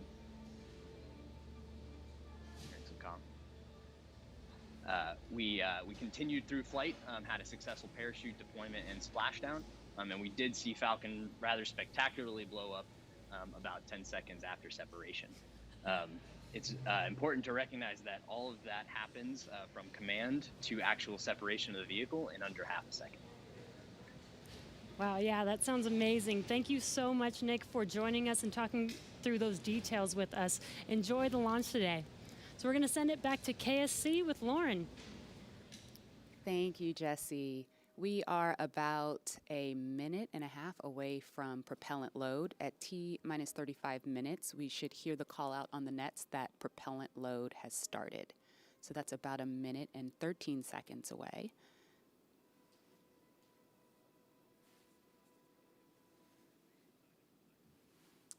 Hey, Marie and Lauren, I am getting goosebumps over here. This is an exciting moment. When I was sitting in the vehicle, when we retracted everything, when all the prop was getting loaded up, I was just going through my crew notebook. I was thinking about, what my first step would be if there was a malfunction, because usually everything goes nominally when you fly to space, but you have to think about the things that you have to take care of, the first steps you have to take care of. And on my mission, I was calling out the abort calls, like if we had lost an engine, where would we go next, when the different abort calls around the country and around the world. So I think that's what those guys are probably thinking about now, and just really getting ready for this mission to go off. Absolutely, and we're just now about 20 seconds from when we expect propellant loading to start. Again, that's fueling of the rocket. All right, we're getting close. We should hear that call out any second now on the nets. So let's listen in. Propellant load has started. Fantastic. So prop load has started. We've started loading liquid oxygen on stage 1 and stage 2. And yeah, liquid oxygen and RP1, which is our rocket grade kerosene. So now that we are 34 minutes and 42 seconds away from the first launch of astronauts into orbit from American soil since 2011, we know that the launch escape system is armed, which happened just before fueling. Dragon prop load happened weeks ago, actually just a few miles down the road at what we call Dragonland. And those propellants, which are MMH or monomethyl hydrazine, that's our fuel, and NTO, or nitrogen tetroxide, that's our oxidizer. Those not only feed the Draco engines that propel Dragon on orbit, but they also supply those 8 Super Draco engines of the launch escape system. So I have one right here, a little model. Oh, it doesn't come off the stand. Don't break it, Lauren. All right, I know, it's very nice. So as you can see, the Dragon is actually broken up into 4 quads, and each quad has 2 of the Super Draco engines for a total of 8 of them. And as I mentioned, they are biprop engines. They have MMH and NTO as their oxidizer. Now, most abort systems from past space vehicles, I believe like Soyuz, Mercury, Apollo, they all had a pointy escape tower on top where there was essentially like a mini rocket engine or a series of rocket engines on top. And if they weren't used, that escape tower would have to jettison itself from the vehicle. If it was used, it would be used to lift the vehicle off of the rocket. Well, Dragon is a little bit different in that its escape system is actually integrated into the vehicle, and that's great for a couple of reasons. One less thing you have to jettison on a nominal flight, and so they're pretty dormant, just those throttle valves open unless they're used, and hopefully they never have to be.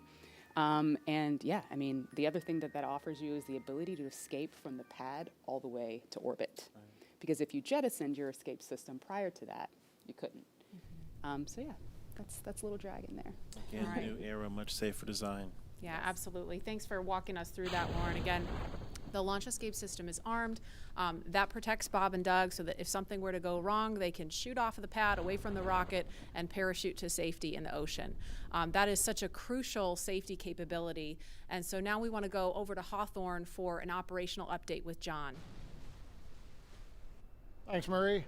We are counting down those final minutes. Everything is still looking good on the Falcon 9 and the Dragon vehicles for an on-time launch, but weather is trending the wrong way right now. We're keeping our ears open in case we hear that the weather is going to be no-go for the rest of the count. Right now, we are counting down at T-minus 32 minutes. Stage 1 locks and Falcon 9 RP1 did flow rates begin are nominal. propellant load at T-minus 35 minutes, right on time.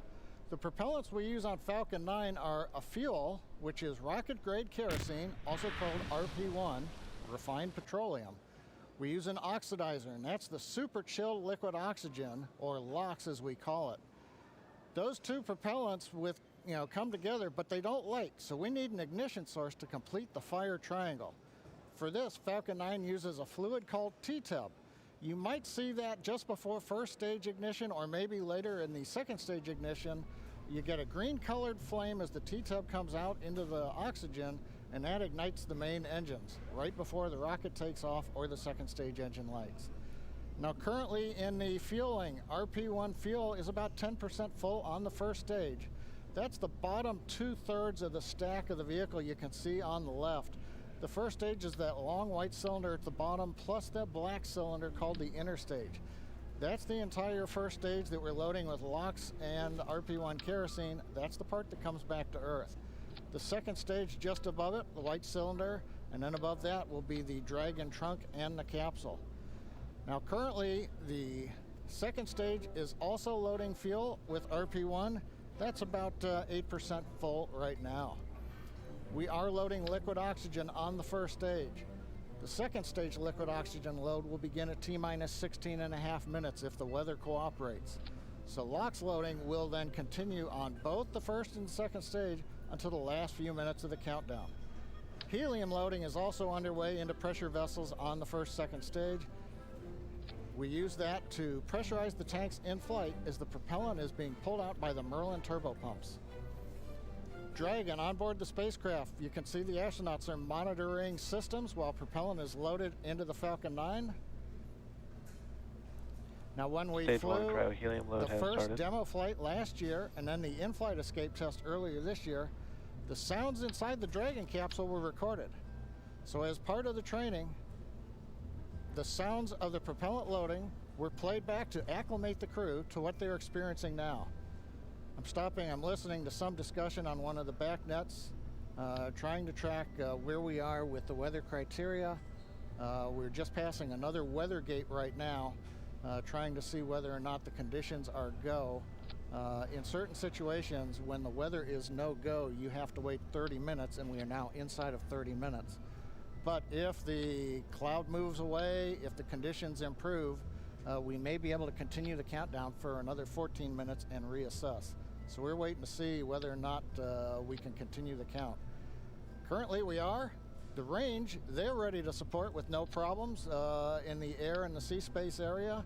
But again, the weather, that's the one that's looking bad, and we're going to continue to listen. And as a reminder, today we have an instantaneous launch time. So at this point, if we hear a hold for any reason, we're going to have to stand down and target our backup launch opportunity on May 30th.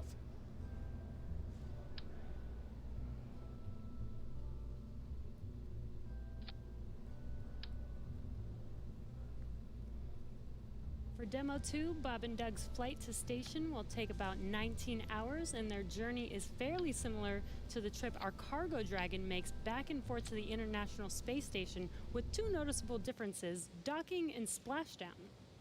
As we await T-0 in just a little over 28 minutes from now, ground operations teams just doing those final series of system checks, making sure both Dragon and Falcon 9 are ready for liftoff, and really keeping an eye on that weather. You're just continuing to get live views of the teams. You've got Falcon 9 and Dragon on your left, and then Bob and Doug on the right as they prepare at the station. Once we hit T0 and a successful launch occurs, we will watch Falcon 9 and Dragon make their ascent until Falcon 9 and first and second stages separate and send Dragon on its way to the space station. And once it gets on orbit, mission operators will prepare Dragon for on-orbit operations, where Dragon will execute a series of burns that are going to gradually raise its orbit to align more closely with the International Space Station. And you're seeing some of that track in the animation on your screen right now. After doing enough of those burns, they'll put Dragon... Oh, sounds like we're going to get a weather update real quick for the crew. Go ahead, SpaceX. Yeah, we're currently just evaluating a constraint on the field mill rule, which looks at lightning energy dissipation. We expect to have an update at about T-20 and more information there on whether we would be able to continue into the prop load or scrub at that time.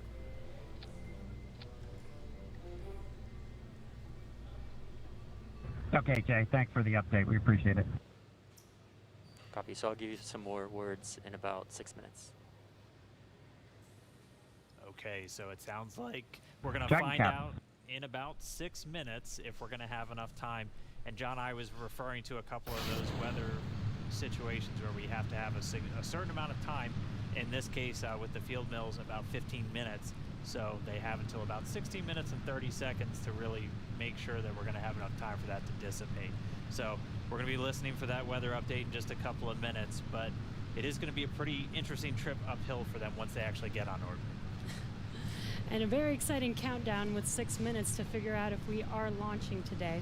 But targeting back to what we were talking about, next Dragon will make its approach and actually dock with the space station. This is a very different process from what we've seen with Dragon cargo deliveries in the past, which used a process called berthing. Now, berthing requires a spacecraft to approach the station and then stop so a crew member can maneuver the station's robotic arm to capture the spacecraft. Docking on this version of Dragon can be done autonomously. Stage 2 cryo-helium load started. Autonomously with no crew aboard the station.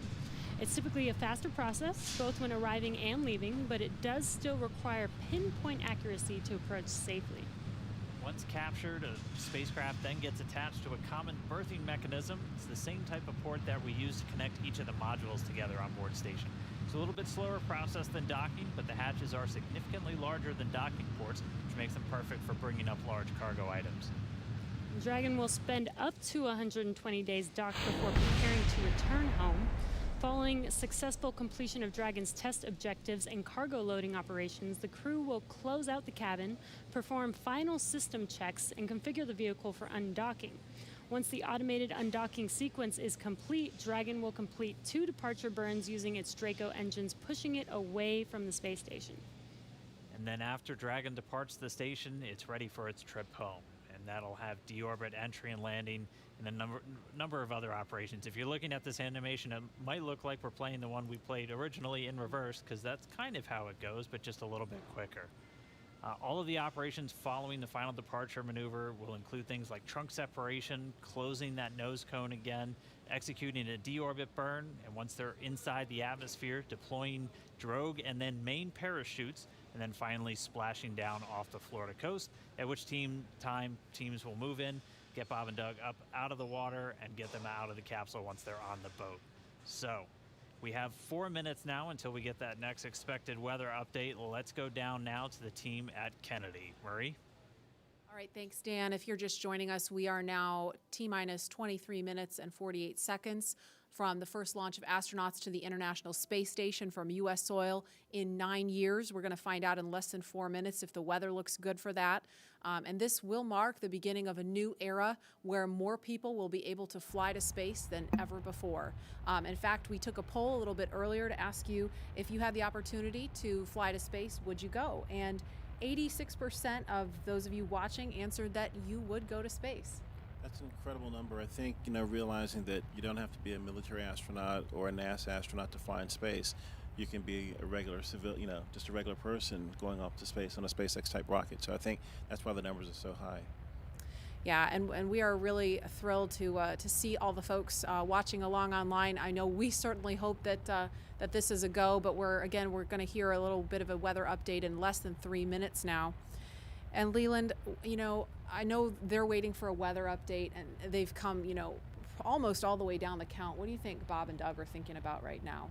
We on STS-129, we were having some weather problems, and I think we were getting close to the countdown, and then it seemed like the sky just cleared up right above our heads. We saw it, and we knew where we were going. And we always know that you can have any types of delays, fuel prop delays, all kinds of things that can happen, but we've trained over and over and over again for these types of scenarios. And so we want to be safe. We want to be safe for our families, and we'll do this another day if it doesn't work with the weather. I love that John I always says weather. It's that thing that everybody talks about, but no one can do anything about it. I know. And it is this interesting thing of just, succumbing to Mother Earth. She's going to tell us if we can go or not today. Right. Yeah. Well, if it happens, look at it this way. Bob and Doug got one really great rehearsal in, right? It's always best to practice and practice and practice, yes. So again, we're less than 2 minutes now from that weather update that is going to go directly to Bob and Doug, and we will quiet down so we can listen in for that, because I know we can't wait to find out what that is, and those of you watching that have been following along, we are eagerly awaiting to hear whether the weather is going to be a showstopper today.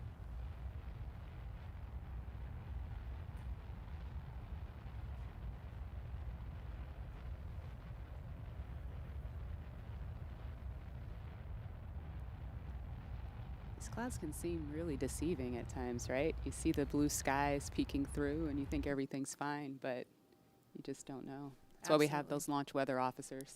Absolutely. And I know, we've talked about it before, but it's not just the weather in Florida that they're looking at. They've got to look at weather downrange. If they were to have an abort in flight and they needed to come down somewhere in the ocean, they need to consider what the weather's like out there, because recovery teams have to go out and get them in a situation like that. So there's so many variables, and that's why not just with this flight, but with every human space flight we've had in the past, there's always a very good chance of a scrub, because you do have so much criteria that you have to meet. And we're going to listen in now. We're just seconds away from a weather update. Stage 2, RP1 load complete.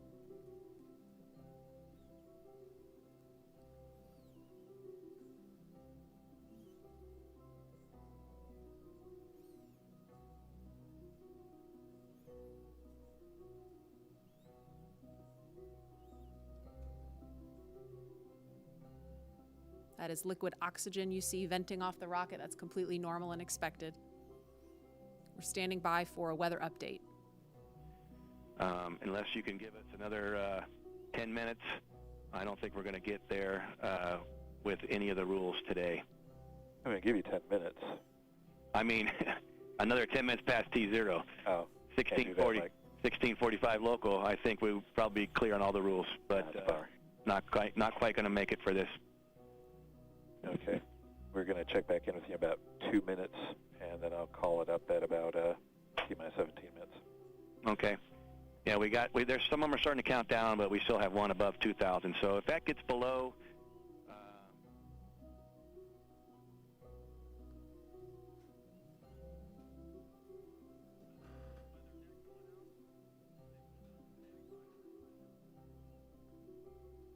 And that didn't sound great right there. That was the weather net going out, but we're still standing by for a final decision.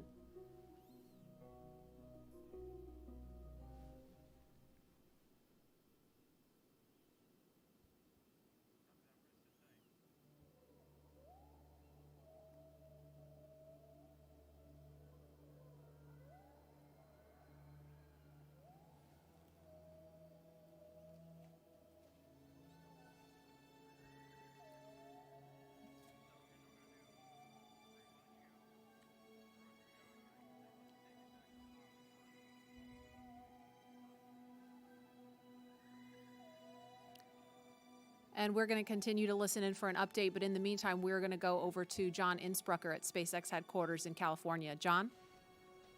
And Dragon SpaceX on weather. We're still T-minus 18 minutes and counting. LD is we are still red on weather. Expect an update from LD. We're waiting in about another minute for one final check with weather. We're going to check at T-minus 17 minutes possibly. We don't really expect that things will have improved. The weather officer was not optimistic that the weather would clear up that rapidly.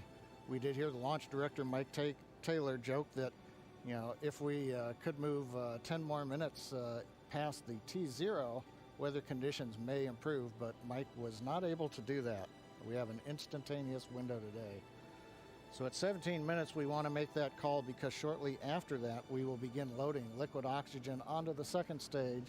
So if we're not going to have the opportunity to launch, if the clock's going to run out, stand by. Continue to violate a couple different weather rules that we now do not expect to clear in time to allow for a launch today. We go ahead and end today's launch attempt. Launch control. Go ahead and end the launch auto sequence and proceed into the launch abort auto sequence, please. Launch abort has started.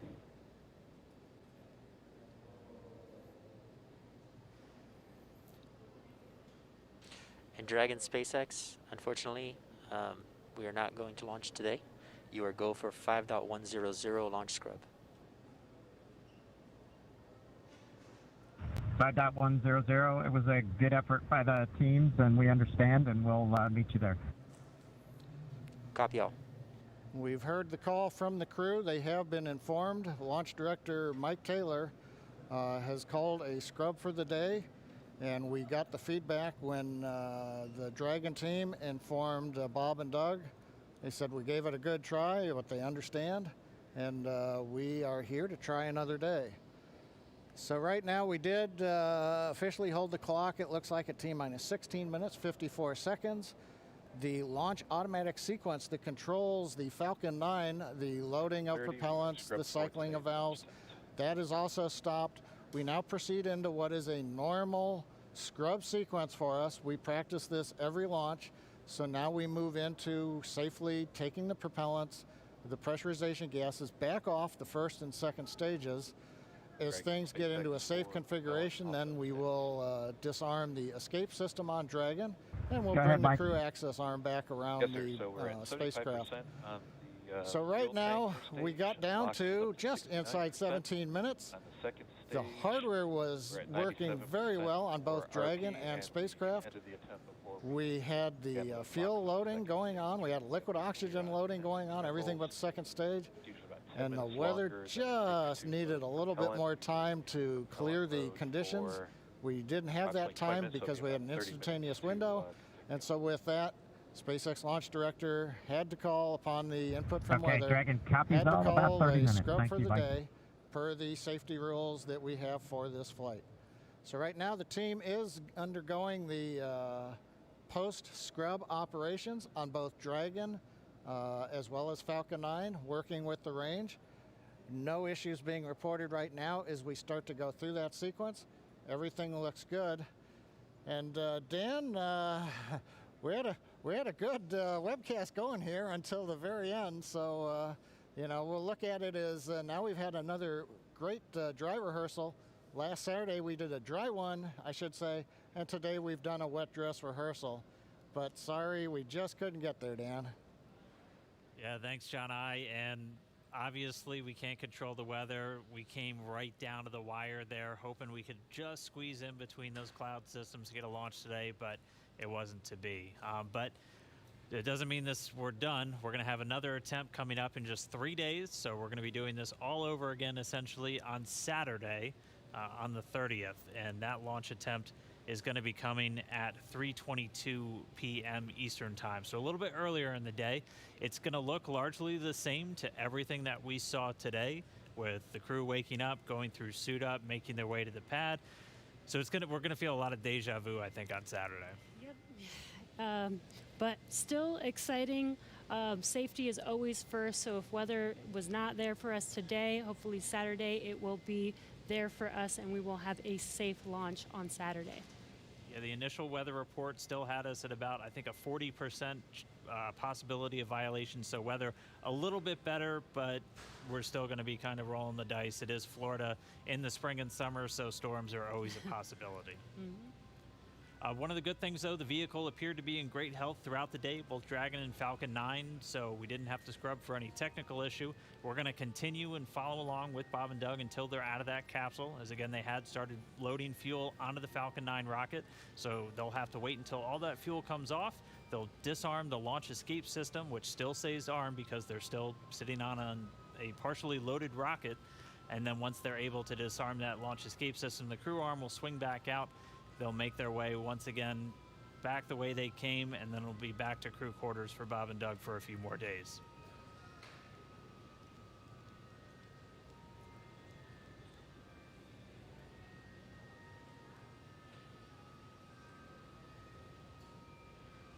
But if you're just now tuning in, wondering why we're not still counting down, we did have a launch scrub today. We were just a little under 17 minutes. Stage 1 LOX and fuel flow rates are nominal for offload. Expecting about a 40-minute offload time. And so that call out, the LOX, the liquid oxygen fuel pumping out of the first stage of the Falcon 9, everything looking good with that. Expecting about 40 minutes for all that fuel to come off. So again, once that fuel comes off, Bob and Doug will be able to disarm the launch escape system, and that crew access arm will swing back out. They'll be able to make their way back down and then over to crew quarters. So unfortunate scrub today because of weather. That was the one thing we were tracking from the moment we started today, watching Bob and Doug get suited up for their launch. We did abort today's launch, or scrub today's launch, with a little under 17 minutes to go until our T0 time, which was 4:33. So that's going to move us to our next attempt, which is coming up on Saturday, and that time is going to be 3:22 p.m. Eastern time, so a little bit earlier in the day for Bob and Doug and for everybody else watching around the world. They're still going to have a 19-hour flight to station if that's when we launch, and a lot of the stuff that we saw today is going to look very similar, but we're just going to have to try again, cross our fingers, hope for a little bit better weather the next time. And again, this goes with every launch. We do track everything all the way down to T0 to make sure that everything is go, making sure that the range is go, weather is go. So this is standard procedure. We always tend to make sure that we have a backup day, launch day, in case we do have scrubs like today. So this is pretty normal and standard. Nothing to be worried about. Again, we do this for the safety of our vehicles, as well as today we had astronauts on our vehicle. So even bigger reason for us to make sure that we have safe weather for them to fly. And just a reminder for everyone still tuned in, it takes about 40 minutes for all of this propellant to come off of the Falcon 9. And while it is offloading that launch escape system on Dragon, which is designed to pull the capsule away if there's any issue with the rocket or anything on the pad, that is still armed. So we're going to continue to stay with this until all the propellant's off, and then we'll see the launch escape system get disarmed. Bob and Doug will be able to open up their visors again, the launch, the crew access arm will swing back out and link up with Dragon, and they'll make their way off and then down the tower at the pad. But if you're just now tuning in, no launch today. We did have to scrub because of weather. We're going to be moving to our second attempt on Saturday, just a little bit earlier in the afternoon. Just going to continue to stand by as this propellant comes off. We heard a call that everything was going nominally or as expected so far. And then once all the propellant's off, we should see Bob and Doug make their way out of Dragon shortly after.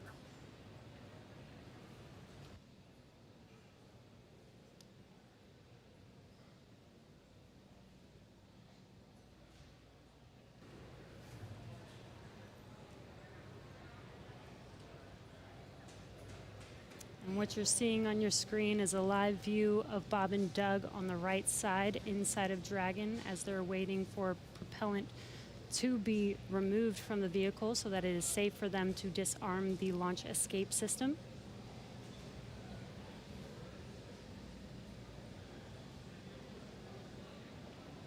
And this will take a bit of time, so we are going to stay live with you to watch this as they exit the vehicle eventually and come down from standing down on launch today.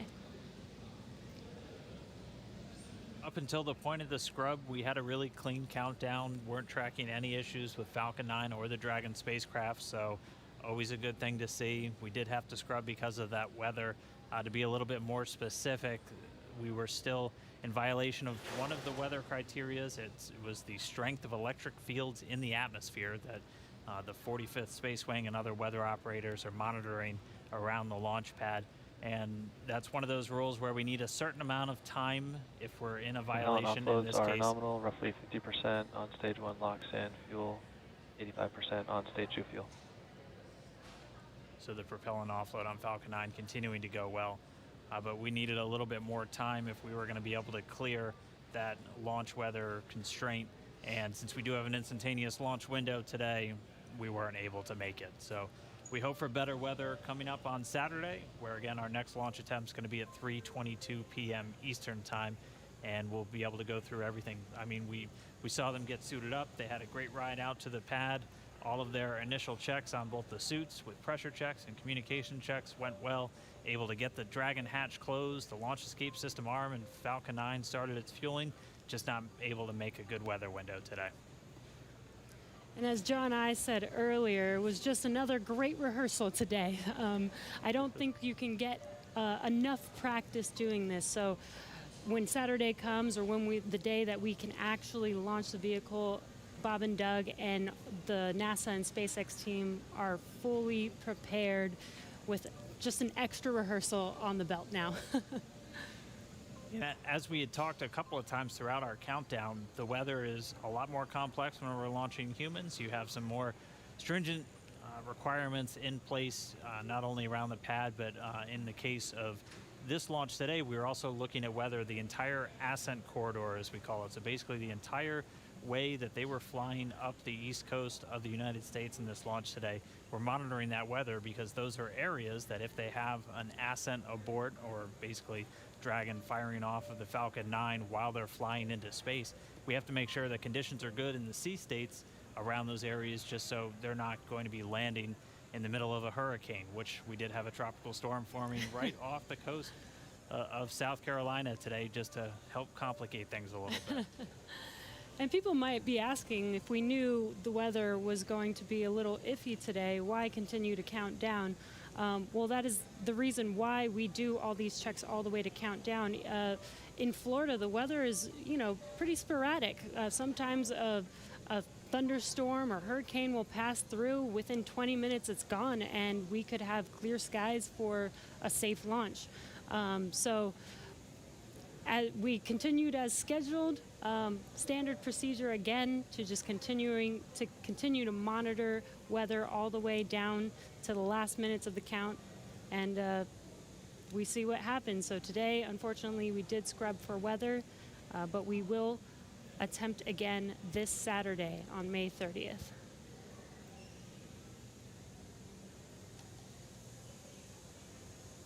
And Dan, Jesse, a couple of things to add on there.